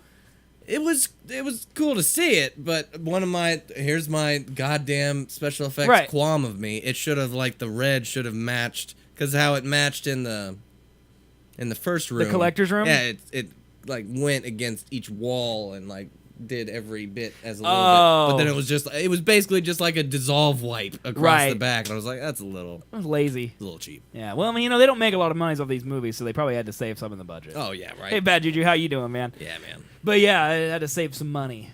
It's like, we can't make it go off to the sky, man. How would you do that? How would you? Maybe he just built a reality dome, dude. Maybe, yeah. It's stupid. See, 300 IQ excuses up here, man. That's stupid. That's what you. That, and then there was another point where he had a flamethrower. Yeah. Out of his stupid glove, and the flames did not look real at all. Other than that, flamethrower out of his glove. Oh, you know what? I noticed that too. It was a little. I don't think that's the movie. I think that's the theater, because you remember at the beginning when they're advertising their digital projector, show fire. That fire looked super fake. It looked out of focus. I think it doesn't do well with fire. The projector. I don't know. That's what I'm saying, man. Nah, it was just the effect. No. Yeah. No, it's a projector, bruh. It was the effect. It's possible. There are so many good effects in that, but those were the dude. If they how much money do you think they had to spend on Thanos alone? That's got to be 80% of the VFX budget, right? Yeah. He looked. I don't know. So good. Yeah. He looked real. Oh, I thought Wolverine was gonna show up, man, because those 3 scars people thought that on each side, that was just his face. If at the end credit scene when Samuel L. Jackson drops the pager, yeah, which is great that they've let Samuel L. Jackson finally say that. That was great. He drops the pager. If that would have shown an X for X-Men instead of Captain Marvel, that would have been sick. I probably would have ripped the seat out from underneath me and thrown it across the thing and just a rage of joy. I knew it was gonna be Captain Marvel. I did too. Yeah. She's one of the most. I don't know that much about her, but I know she's one of the most powerful characters in the entire Marvel universe. I thought the bad guy that they set up at the end of Guardians 2 was bad too. The Celestial? No, the Golden People. Oh, Adam Warlock. Yeah. He's not. He was confirmed though to not be in the Avengers movies. Oh, really? If anything, he'll be explored in Guardians 3. They said that he's not going to be in it. That's going to be a Guardians. Right, but yeah, But a lot of people. The reason that was confirmed is because a lot of people were like that. He's super powerful. He could come back and save the world too. But then James Gunn said, nah, he's not in it. By the way, James, did you see the producers on that movie? It was Kevin Feige, Stan Lee, Jon Favreau, which we knew because he did all the Iron Mans, and then James Gunn. And I know that Guardians was huge, but I don't feel like he was a producer level. Is he as instrumental in that universe as Jon Favreau was? I don't feel like he is. Dude, Guardians 1 was claimed to be the next Star Wars, man. Yeah, but it's not. Well, it might be, but only because Star Wars currently sucks. Well, fucking Solo trailer. as a Star Wars fan, how mad are you that Marvel gets it this right and Star Wars gets it so wrong? It's from a certain point of view, it could be terrible or it could be good. I waver on The Last Jedi. All I look is at The Last Jedi tried to do what this movie did and failed at it. I didn't look at it as a failure when I saw The Last Jedi. I actually liked The Last Jedi because they burned it all down, and I have a deep-seated hatred for all things Star Wars, so I love to see it burn. But I feel like that's what they were trying to do, is end on that negative tone. And I agree with you. I feel after watching this movie, I was like, where is the negative tone at the end of Star Wars? There's not. Right. Everybody I feel they tried, but they didn't have the balls to really do it. Right. Where I think this movie's we just killed Black Panther. If Finn died, yeah, that would have been intense. Yeah. If Luke was actually there and died, right, that would have been intense. Right. Because everyone, it's just so funny that Star Wars: The Last Jedi was supposed to be this season's or this series, Empire Strikes Back. Right, to where, like you said at the beginning of this, the bad guy wins. Right, and then Infinity War comes out 6 months later. Bad guy did not win at all. And it's actually the Empire Strikes Back of this generation, you know? Yeah. Like, it just, I don't know. I'm a Marvel fanboy, so I might just be talking out my butt, but I just feel like this movie was everything the Star Wars movie wasn't, you know? No, I agree. This one took so many fucking risks. Yeah. Compared to The Last Jedi, which didn't. Yeah. And everybody thought it did, but it took the risks in the wrong place, like adding in comedy. Yeah, it's just like, Star Wars, they don't have the courage to actually change what needs to be changed to fully reboot it. And so I think that's kind of why fans get mad, because they kind of kill people off and change things that affect it in a way that feels half-assed, so to speak. Well, it's confusing to me that, okay, Rian Johnson's going to get his own trilogy. Yeah. And he might do better with that. Yeah. Right. I bet you, since he's going to have 3 and he's going to do all of them, he's going to know where to take everything. Yeah. And it's going to have a more consistent line. The fact that JJ made Force Awakens, and then going back with the third one. They were just like, let's try this new guy to write and direct his own. But you say that, but then, a guy did Iron Man 1, and then a guy did Thor, and then a guy did Captain America. Like, they did it with Marvel. Yeah. Just, the guy... Kevin Feige is much better than Kathleen Kennedy is no Kevin Feige. No. And that's the major difference. Am I still playing Overwatch? Yes. I mean, not currently, but yeah, I play it all the time. I made it to Platinum this season. Gross. Dude, I'm so happy about that. So. I had a really good day on Friday. Gross. I made it to Platinum, man. Dude, I know. I watched. Super hyped, dude. Yep. Super hyped. Anyway, what? Yeah, Star Wars sucks. Yep. At least it's not the DC universe, man. At least it's not the DC universe. Oh, man, Aquaman, though. It's going to be so good. No, it's not. It's going to be so good. No, it's not. Yeah. It's like, I remember, like, those jokes from Deadpool. It's like, this movie's so dark. It's like the DC universe. And then, like, this Avengers Infinity War made it dark without making it dark. Yeah. You know? Like, I mean, I felt depressed when I walked out of that fucking movie. But you still, like, you can't have 15 lines of funny from Batman vs. Superman. Yeah. No. It doesn't exist. And that was also one of the qualms that people had, was that in Batman vs. Superman, it was a dark tone, but, I mean, I think the saving grace of that movie was Batman, how bad he was. And then... Not bad as in bad. No, I know what you mean. I know what you mean. I'm just laughing because he's also bad. Yeah. But then you take him to fucking Justice League, and then he's throwing jokes around like, what's your superpower? I'm rich. I like that joke, though. It's a funny joke. It's dumb. That's not in that dark Batman's character to make a you fucking have to commit. Joke. Like this movie, like it's a simple things like Nebula flying ships into people repeatedly. Mm-hmm. Like they can keep that continuity, but DC can't even keep continuity between the same Batman. Yeah. 2 movies apart. Same person. Right. Different character. Yeah, exactly. Yeah. Bad Juju said he's in a Fortnite now. Gross. So he's just like every other person on the planet. Yeah, gross. Fortnite.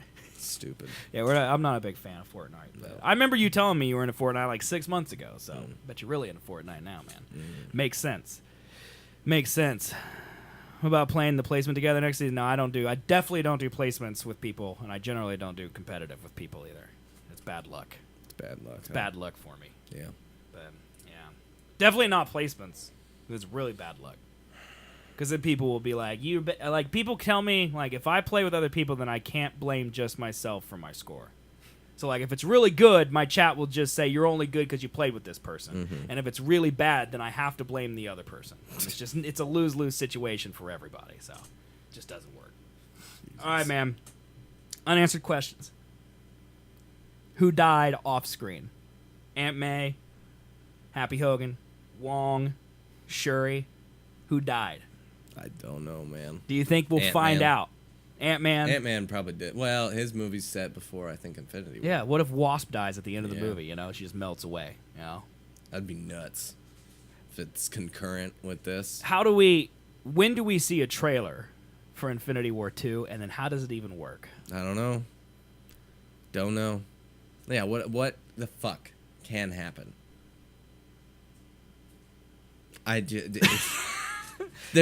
know. This is so much different than the ending to The Last Jedi, though. Yeah. I feel like. Because The Last Jedi, I just feel like you can go anywhere. Well, Last Jedi, what they're going to do is they're going to recruit a bunch of Force-empowered people, and they're going to use them to take down the First Order. Boom, there's your last movie. Okay, ruined it. There you go. That's how they're going to do it. So Infinity War 2 is just going to be what? Well, here's what I have as possible endings. Okay. Okay? We'll get back to unanswered questions. Possible endings. So, I think it's obvious that Doctor Strange knows they're going, or at least hopes they're going to win. Mm-hmm. Okay? Because he gave up the stone willingly when they so clearly made it a point that he would never do that. Yeah. So he did it for a reason. And I think Tony Stark is integral to it. Because he is to the whole cinematic universe up to this point. And also, Doctor Strange made a point of saying spare his life. Yeah. And then he said this was the only way as he dies. So, it's got to be written. Here's what I wrote. All the people that are... I said, I know that some characters have confirmed sequels, but you don't know for sure if that's clickbait. Like, for example, Gamora is rumored to be an integral part of Guardians of the Galaxy 3. But what if her integral part is that she's no longer in the Guardians? Mm-hmm. Like, that could be it. She's dead, man. Right. She could be. Or she could also be trapped in the Soul Stone dimension, and who knows, dude? Who knows? I mean, no. She fell from a cliff. She's dead. I think the point is that, though, I wrote this. I said, this is about the characters and how they feel, how they react to loss. Like, Steve's last lines in the movie are him saying, like, oh my God. Mm-hmm. Which really tells the impact, as Captain America is generally optimistic, so to speak. He's a loss for words. Right, and he often talks about getting through, tough things when they're incredibly bleak, and this completely broke him. He doesn't know what to do, and that's out of character. How are you gonna? Cap. Yeah, right. And that's like one thing. That's one thing that Cap never does is break the character of Cap. Mm-hmm. Like, even when Tony Stark is being snarky and everyone's looking at him, he plants himself as the tree and he doesn't move. That's literally his character trait. And this is like, he got moved, Yeah, he got moved pretty hard. He got moved pretty hard. Mm-hmm. When I told you I was playing PvP, I'll play a little bit of Battle Royale. Yeah, that's what everybody's doing, man. Everybody's playing Fortnite. I'm the only idiot on the planet that doesn't play Fortnite. It's me and Soda Poppin'. We're the only streamers that don't play Fortnite. I'm not playing it. Well, you're not a streamer. I'm also not a gamer. It's true. Yeah. Although you might have to play Fortnite in a couple weeks because chat voted for it second to Skyrim. Are you so fucking kidding me? No, I'm not. You didn't remember that? No, why? Yeah, it was like 30. It was like 60% of the vote was Skyrim, and then like 40% of the vote was Fortnite. Oh my god! They didn't even vote for the other games on the list. They gave them like 5, dude. I would rather play PUBG over Fortnite. Well, PUBG costs money. If you want to buy it, I'll get PUBG for you, but you can play it on mobile. We'll just put like the camera close to the screen. That'll work. Okay. So anyway, back to what I was saying. So Steve Rogers. I think that's like the whole point is that they show what happens to the characters. Also, the tension is still there because even if the quote theory about Doctor Strange, doing what he did on purpose, the only way to win is true, he's gone. I actually wrote and confirmed all the jabronis that are left still have to figure out how to win without any help from the Sorcerer Supreme. Mm-hmm. So they're all on their own. Also, we don't know who is dead. Just because Spider-Man comes back doesn't mean the Scarlet Witch does. Right. So that's kind of like the scope, like the weight of the ending. Dude, I just hope they burn it all down. Like, that's what everyone, like, my whole family is like, I thought Spider-Man had a movie coming out. I'm like, yeah, he technically does, but that's all we know. Not, and it could also be before. It could be. Yeah, and it could not have that Spider-Man. It could have it could have Miles Morales in it, man. They could put Donald Glover in it for all we know. Like, I mean, seriously, they really could. I don't think they will. He's gonna need some redemption. Black Panther and Spider-Man and Doctor Strange are definitely all three coming back. Yeah, definitely. Mm-hmm. There's no doubt in my mind they will come back at some point in the next Avengers movie. However, that doesn't mean that anyone else comes back, and it also to me doesn't like. I think you're supposed to experience this from the character's perspective. Like, sure, we know they're gonna come back, but Tony Stark doesn't. Last thing he knows is that Spider-Man died in his arms, and it's all his fault. And we're going to have to deal with that consequence throughout the entire of the next movie. Well, see, because he doesn't know Spider-Man has another movie coming out. Yeah, I didn't think that anybody was going to die like this. No. Well, and that's what I love about Marvel, dude. Like, everyone's like, all right, old people are going to die. We expect Iron Man to die. We expect Captain America to die. They're the only ones who lived. Yeah. They killed everyone you didn't think was going to live. Mm-hmm. They killed everyone you think was going to die. I don't know. You know what I mean. They killed us. They surprised us. Yeah, you could say that. Yeah. You could say that. So that's insane to me that they had that much balls. Yeah. I mean, to me, the endings are the theories online are that Doctor Strange cursed the gauntlet when he had a hand on it. So the snap, just instead of like killing people, transported them to another dimension, or it put him in a different timeline, and so now Doctor Strange knows he's in another timeline and he can work on getting them back. So that's a theory online. The other theory like comes directly from Doctor Strange when whatever the guy, whatever his name is, I don't remember. It's like Morbo or something. Oh yeah, the main guy in that movie, when he first starts playing with the time, like he's doing the apple, and then he brings the page back. He first starts playing with the time stone. But he's like, if you play with time, it creates rips in reality, and it does this and that. If they're yelling at something as small as an apple, then something like the Mind Stone getting replaced might create a big tear in reality. And so there could be another alternate version of there where this doesn't happen, And then also, my personal theory is I think it's going to have something to do with the second gauntlet in the Forge. Like, I think it was just a mold of the gauntlet, but they showed that for a reason. They didn't have to be like, is that the gauntlet you're talking about right there, huh? They didn't have to do that. Who the fuck's gonna wield that, man? Thor could do it. How? Hulk could do it. And with what stones? His two big ones he's got dangling off his body, man. You seen Thor lately? He just withstood a star. Jesus Christ. But anyway, like, I think my personal theory is I think it's gonna have something to do with that. Because did you see that Thanos' the glove was all busted up and like at the end, like the gauntlet? I think the stones are obviously they're fine, but the gauntlet itself was unusable. And he's retired now, Definitely screwed up, yeah. He's retired now, so they could just sneak onto his farm and take the stones, put in a new gauntlet, and then unsnap. Unsnap and bring them all back. I don't know, man. It's a good question. I cannot wait to figure it out. Like, I'm more excited about this than Game of Thrones. I don't even give a shit anymore. Dude. Yeah, dude. You can't beat that. You can't beat destroying half of the people. It's like, I mean, obviously we weren't alive for Empire, but I think that's such a great analogy, comparison, because I can't wait for the next Infinity War movie. Yeah. And, like, that's the first thing if my parents look at me, my sister look at me, and they're like, when's the next one? Yeah. And I'm like, it's 1 year basically from today, And I'm like, they're like, who is that at the end? And I'm like, that's Captain Marvel. And they go, who's she? And I go, I don't really know. Her movie comes out in February. Yeah, so do you think it's going to have anything to do with her Well, that's what's my mom comes like, why didn't she just show up when all this was happening and save the world then? Why did Nick Fury have to call him? And I'm like, I'm assume we'll find out why she's busy in February. Yeah. Like, I assume that's going to be the idea. It's like, it'll end with her getting trapped in a meteorite, fighting some dragon for 30 years. I have no idea. Yeah. I mean, that'd be pretty sweet, though. She fighting a dragon on a meteorite. It's something cooler than that, dude. That's right, you can't. It's the coolest scenario ever presented. A dragon on a meteorite. Jesus Christ. It's the coolest scenario ever been presented. So, dude, I think I'm lost as a actual human now.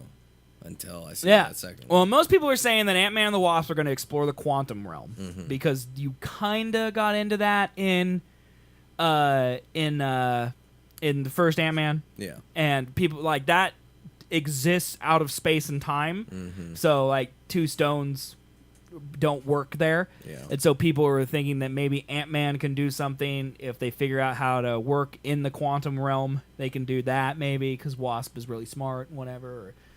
There's a reason his movie's coming out. Yeah. Like, it's going to have something to do with Infinity War, even if it's slightly small. I mean, he's been on set. And, like, Hawkeye's going to have a huge part in it, too, because he didn't do the new Mission Impossible to be in this movie. Oh, really? Yeah. Part 2? Yeah. Well, they filmed him at the same time, so... Dude. Shit. People expected him to show up in part 1, I would think. Yeah. So... Where was Wolverine at, man? Wolverine ain't in the universe, man. I hope he does show up at some point, but... because they filmed them at the same time, like my sister's boyfriend was like, oh, Deadpool might show up in the next one, and I'm like, yeah, man, that's possible. And inside I'm like, there is no friggin' way that's gonna happen because they already filmed them. Like the whole Disney buying Fox thing is great, but that's for the future. They already are for the next Infinity right. They're War. done with principal photography for Avengers 1 and 2. Yeah. I mean, there's always a small chance they could go back and pull a Spider-Man like they did with Civil War, but that's a very small chance, right? You know, they mostly are just working on effects now. That's just or like one scene, right? With not many characters, in right? It they could throw in, right? It's not going to be a huge part. Yeah. I don't know, man. Jesus Christ, though. I don't know how. How do you think it's going to end, man? What's your theory? I don't know. I have no idea. My theory is that everybody's going to come back, except for the people that are old and they're going to die. It's going to be reversed. So all the people that are. You think Captain America's going to die trying to save Bucky? Yeah. I mean, I think Stark or Downey Jr. and Evans are both. Their contracts are up. I don't. Yeah, but that doesn't mean they can sign another one of those tomorrow, dude. I mean, yeah, but they can keep it a secret. They could also keep it a secret. Then they already have a new one. You know. Yeah. I think they're tired of paying Robert Downey Jr. Yeah. I think if anything, Robert Downey Jr. will become the next Nick Fury. I don't think he'll die. I think he'll stay in the universe, but I think he may just appear in a movie for half a second every once in a while. That's what I would think. Captain America, I think, will die because Chris Evans is like growing mustaches and being in plays now and stuff, and he obviously doesn't care. Thor, I think, will stick around forever. Yeah. Like Chris Hemsworth, dude, I think he loves being Thor. I would. Yeah, I don't understand these hoity-toity actors, man. What? You hate being popular? You hate being adored? Yeah, they want to do something else, man. Sorry that you have an amazing physique and Marvel pays for it, you know? Yeah. Must be awful. Must be really awful getting all that money. Yeah. Must be bad being Chris Pratt, you know? He upgraded so hard he dumped his wife. Yeah. I don't know, man. I think there's these things with actors, like they're just mad that they aren't recognized for their craft, you know? They're only recognized for being in Marvel, you know? Yeah, that's definitely a thing. Right. I mean, for assholes. Right, and I think that's like I think people like Chris Hemsworth, like they just go, "This is fun. I'll be in this. It's fine." You know. Right. Like, it doesn't matter. Like I think Robert Downey Jr. used to be that way, but then he did all that coke and you know he had that rock bottom moment, and he's like, you know what, my second chance, maybe I'll just ride this wave. You know, I feel like that's what he's doing. You know, dude. He did a movie where he was in blackface and no one cared. Like I feel like he understands where he's at right now. So. Yeah, you can't beat that. Yeah. I don't know how I still don't know how he got away with that. Yeah. Could you imagine doing that in 2018? No. Like, I'm going back through and rewatching Sunny.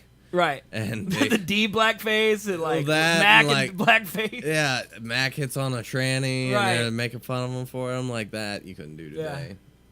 Just crazy. Yeah, it's insane. But that's way off topic. But I don't know, man. I think Captain America won't come back.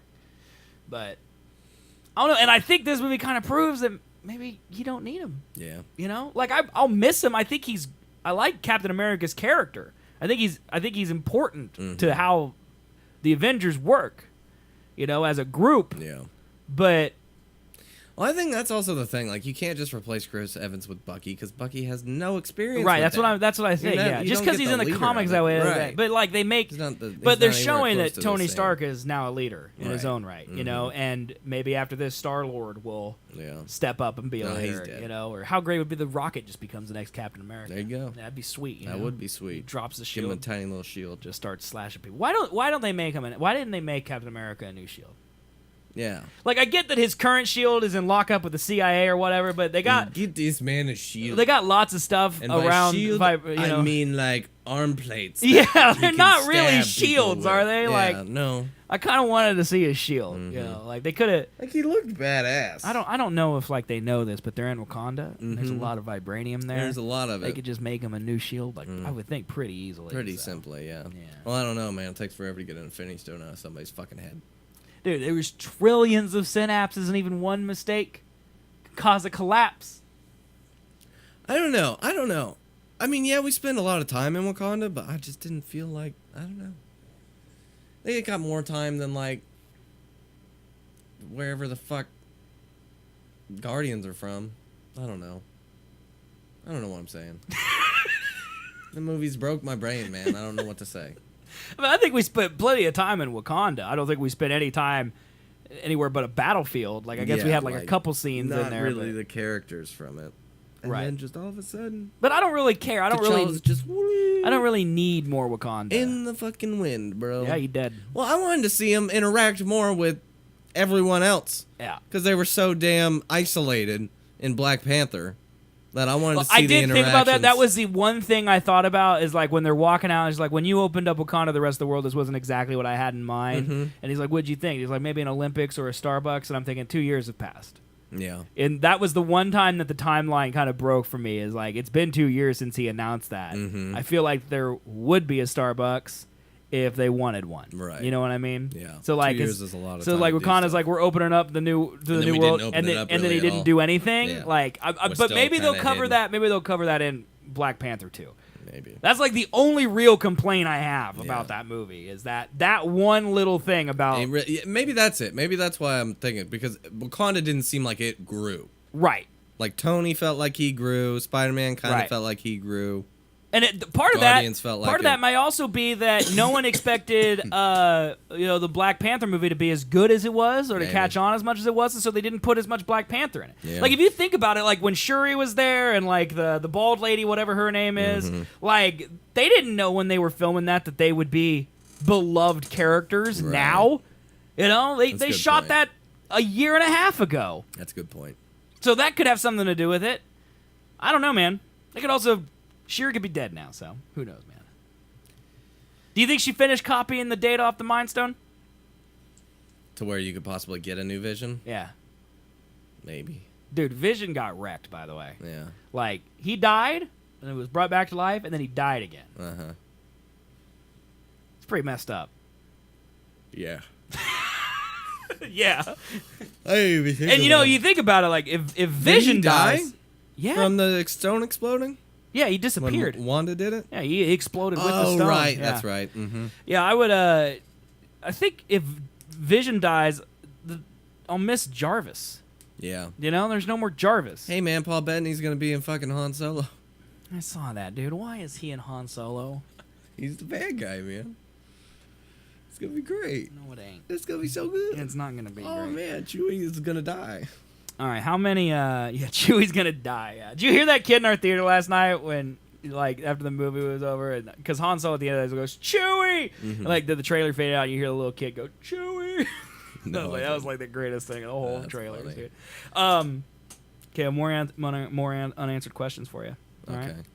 How many of the Asgardians died? Because it looked like at the beginning they killed them all. Yeah. But then Thor halfway through, he said half. Which is more in tune with what Thanos would actually do. Uh-huh. He would only kill half. But it looked like they all died. But then Thor also said he killed half my people. When he was talking to Rocket? Yeah. Oh. Interesting. So what do you think, man? You think Korg's out there? Think the Valkyrie's out there? He better be. You think Meek's out there? Floating through space is a bad deal. Anyway, I mean, what do you think, man? It's possible. How can you split a ship in half and then the other half's fine, but then you're just shooting the other half? Well, and it looked like a lot of people were dead on it already. Yeah. It wasn't like the scene where he split them up and he kills one side and the other. Like these people were looked to be already dead. Mm-hmm. Of course, how many of those people like put up a fight? Like does he consider balancing like, all the people that are alive now I'll balance? Right. I don't know. I don't know how that works. So. What do you think, man? You think they're alive? Yeah. There's no way that all of Asgard could be completely gone. After Ragnarok being like, it's not a place, it's a people. And then, they're all gone. Like, not only your homeworld's gone, all your people are gone, too. Your brother's gone. Your girlfriend's gone. It's just him and Lady Sif, man, repopulating Asgard. Yeah, where the fuck's she at, bro? Dude, I don't know. I mean, she's probably dead. I'll tell you this for sure, okay? If he killed all the Asgardians on that ship and it's just Thor and Lady Sif, when he snapped, Lady Sif died because it was just him and her. Yeah, that's the balance. Jesus. I don't know, man. Also, does it balance based on species or balance based on planet? I would say species. Like, right? Is that why Rocket Raccoon didn't die because he's the only one of his species? Or do you think they also killed 50 raccoons? There was some dude who was having a raccoon problem and be like, whoa, what happened? They're all gone. Dude, half my raccoon problem is gone right now, dude.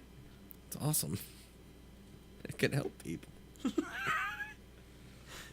Dude, when fucking Colby Smulders and Sam L just went, I was like, oh man, they just killed Colby Smulders. No more How I Met Your Mother in it. Maria Hill, yeah. Yeah, and then all of a sudden Sam starts fading away. What? No! Talk about burn it. let the past die. Yeah, dude. Jesus. Except they didn't. Have you seen that photo of him on the set of Captain Marvel where he's like, he's bald and he's got a beard and he's wearing the suit and it looks like he's gained 50 pounds? Who? Samuel L. Jackson. Really? Yeah. No, I have not. It's pretty funny, dude. They made him look like a desk jockey from the 90s. It's fantastic. I can't wait for that movie. Do you watch any of the Marvel TV?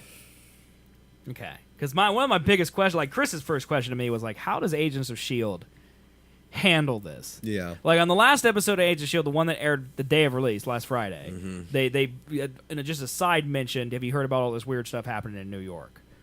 But like, do you think that across the Marvel Universe now 50% of people just disappear from Agents of S.H.I.E.L.D.? Do you think could be 50% of people disappear from Daredevil Season 3? Or do you think like Daredevil Season 3 will just be like before this happened? And then it'll get saved between Daredevil Season 3 and Daredevil Season 4, and then they never have to worry about the snap, it's crazy, right? Like, I mean, they could do a whole timeline of in between the unsnap and the snap. I mean, they could have a whole series about how people cope. So much shit. Like a mini series about how people cope with now half the population gone. Right. You know?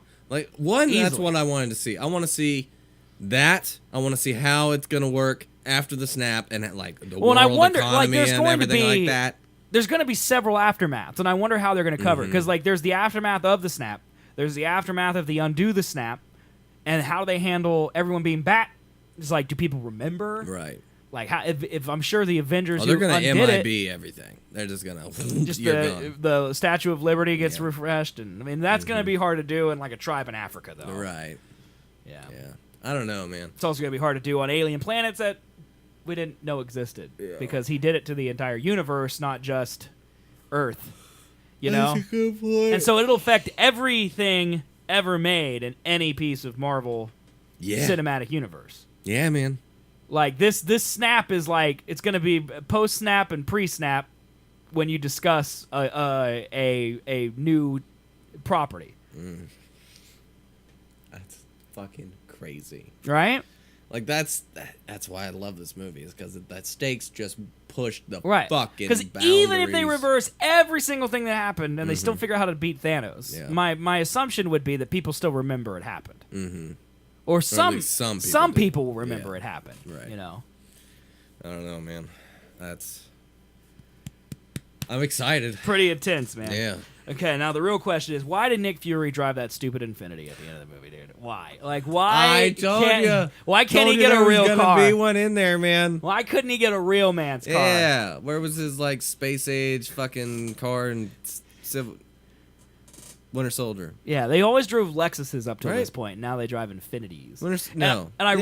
Yeah. Winter Soldier's the one where he gets shot. Yeah. And I remembered, I put it together after the movie. I should have put it together before, but I realized Infinity is now the sponsor because it's the Infinity War. Oh. And that made me hate Infinities more. Yeah. Because that's one of the stupidest, laziest pieces of marketing I've ever heard. Like, you know, there's some guys like, Infinity War? I work for Infinity. I'm a genius. You know? It's just like, that's the best marketing scheme I know. ever. That's honestly what I expect people to say. Yeah. So, yeah, Infinity, man. It's stupid. I'm glad that's what first thing I said to you after I walked out of the theater. It's like, did you see Nick Fury driving that stupid Infinity? I'm glad he's dead. That was so funny. You didn't expect that to be my thoughts, did you? Yeah. I didn't even notice it was Infinity.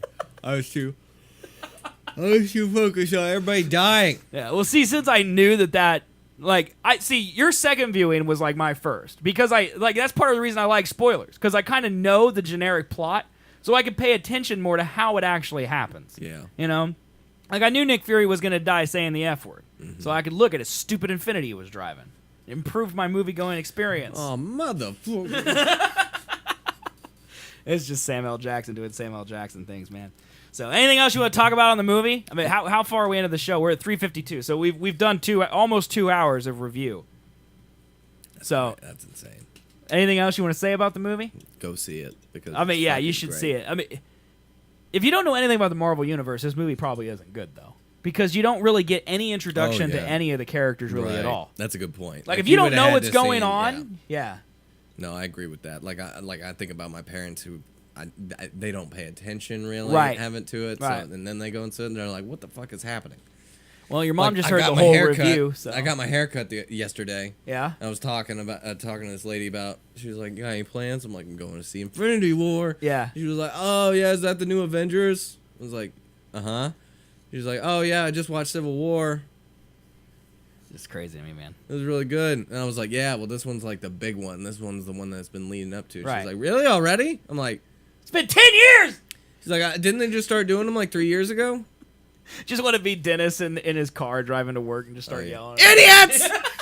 Idiots! He's just eating his cereal. Oh, you won't merge there, you stupid bitch. Oh, you won't, you know. Dude. I was like, actually, the first Avengers was 2011. She was like, really? Right? Yeah, I mean, dude, it's crazy. Mm-hmm. It's crazy. I mean, you think about it, like, our show, we covered the release of Iron Man when we started doing the show in 2008. Yep.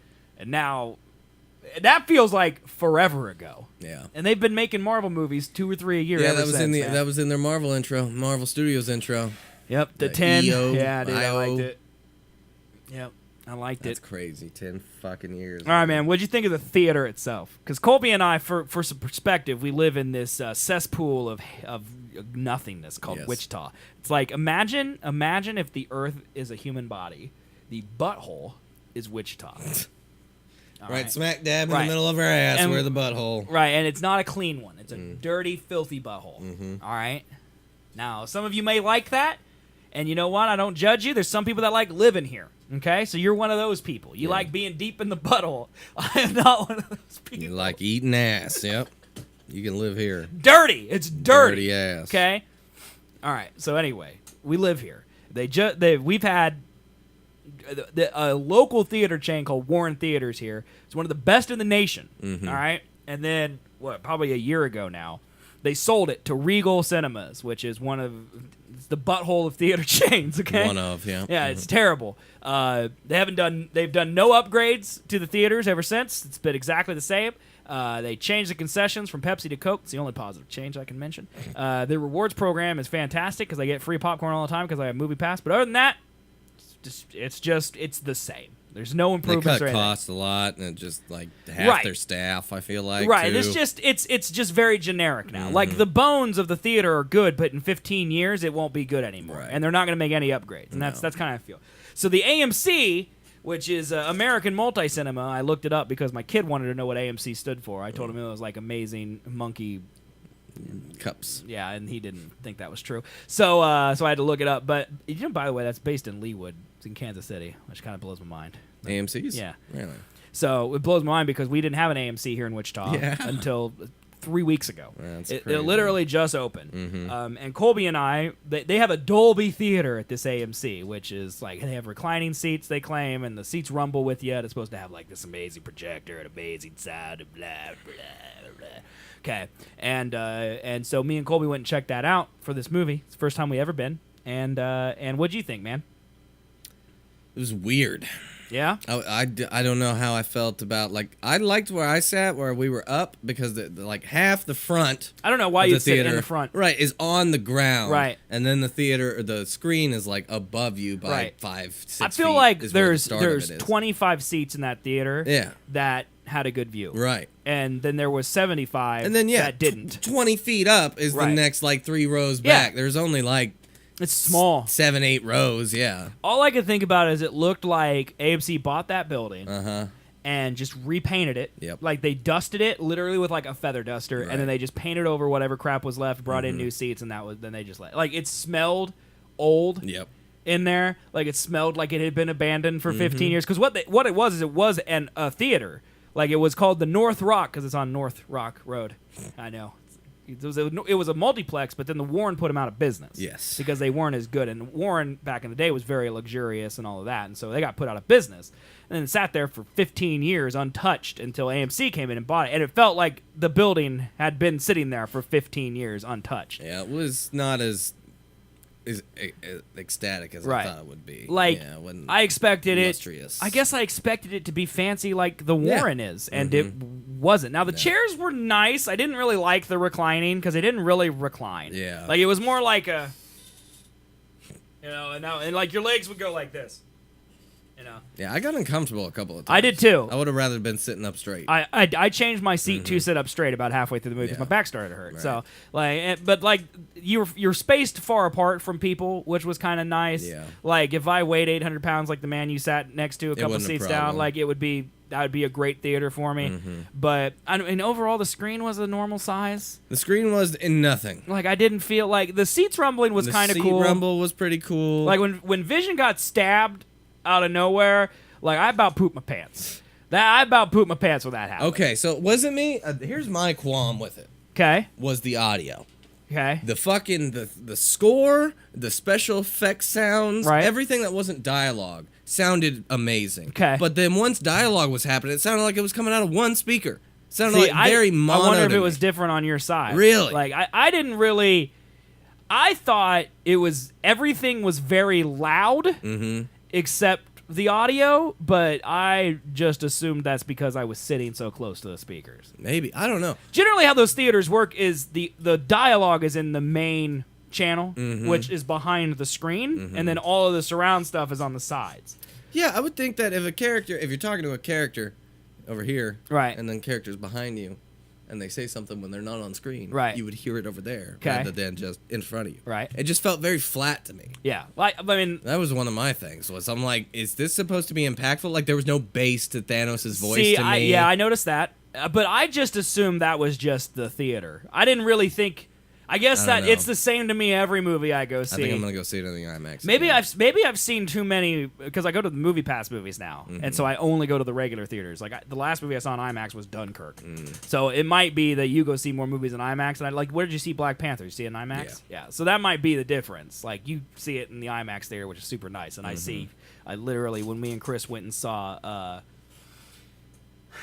I can't remember what it was. I thought the sound was great. Everything but the dialogue. I thought it was very average. The whole thing. Like the the screen didn't look great. No. Like it looked fine. I had no complaints except for that spotlight on the screen. Yeah. Every once in a while, but it didn't look great. Like I didn't look at it and go, "Wow, this looks like I can obviously tell it looks better." Yeah. Like it looked just like any other movie screen. Yeah, it was a standard. Also, they showed 6 freaking trailers before the movie. Yeah, that's 6!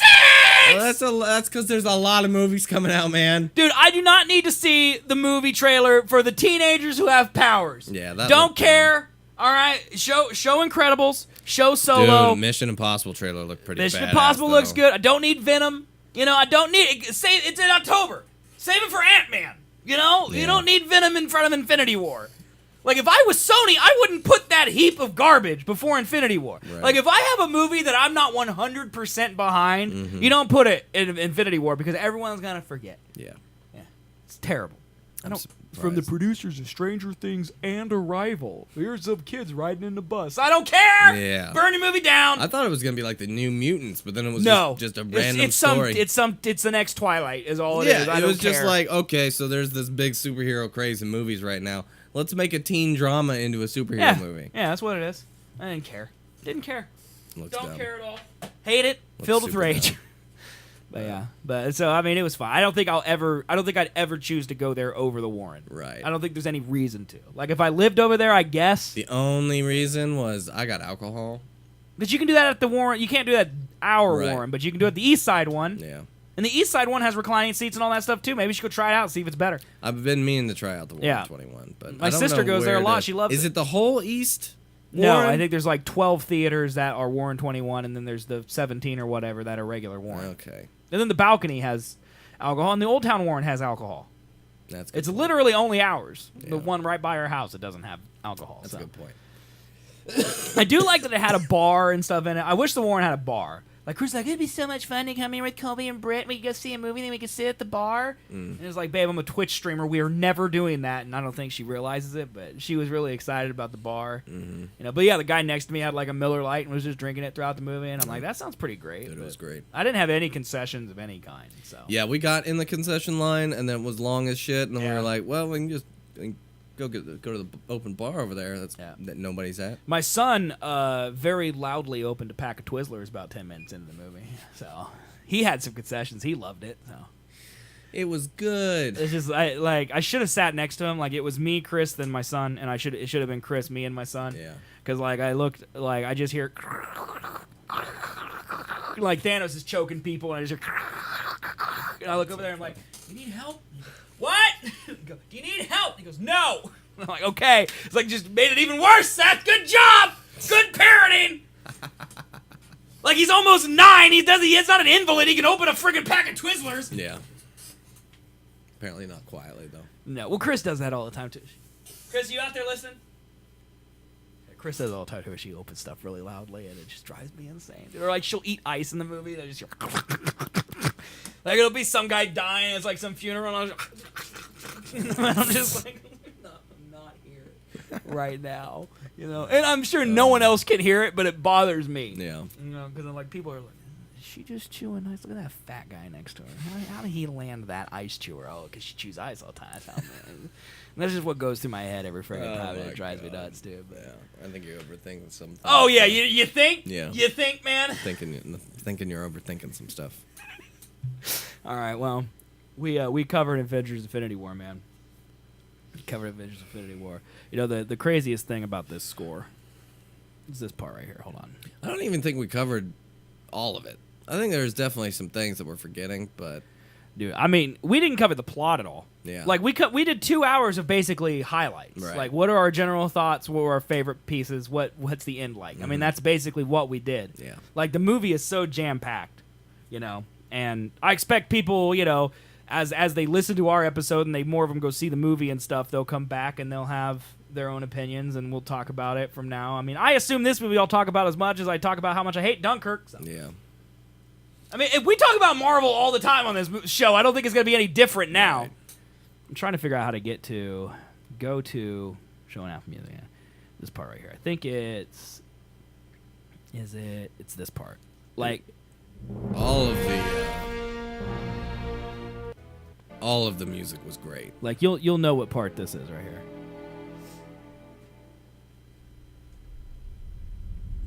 Let's wait for it. Yeah. Like the credits were just white on black for the whole time.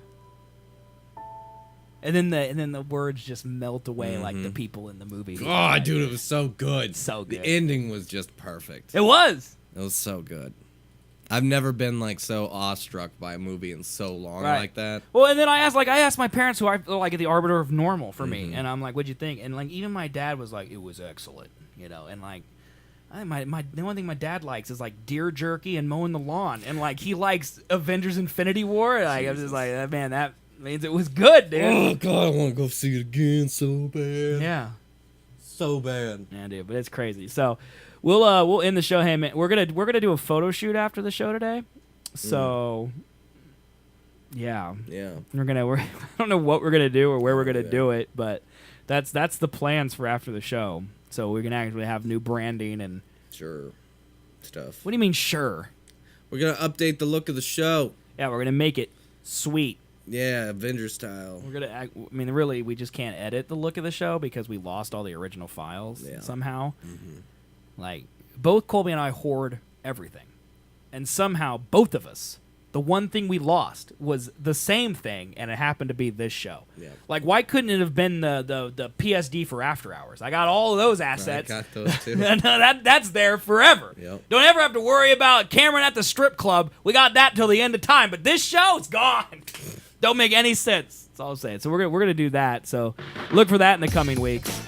Yeah, man. Otherwise, Avengers Infinity War, man.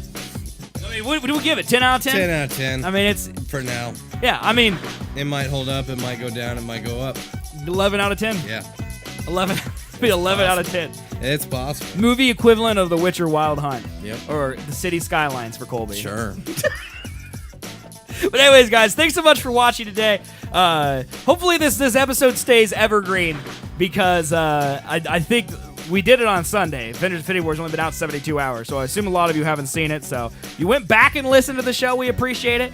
But yeah, we're live twice a week, twitch.tv/SethColby. Once on Thursday, 7 p.m., Sunday at 2 p.m., both Central Time. Follow us on Twitter for updates, twitter.com/SethColby. And videos on demand on youtube.com/SethTheColbert, and the podcast is on iTunes, Google Play, and Stitcher. Get the links at SethTheColbert.com. Buy a t-shirt, sub to us, donate money. Donate. Y'all know what's up. And Y'all are great. Thank you for listening today. Have fun with We'll see you on Thursday for another new episode, and Colby Plays Games, a surprise game. Yeah. So we'll see you guys then. Thanks so much for watching. Bye-bye, everybody. Bye-bye.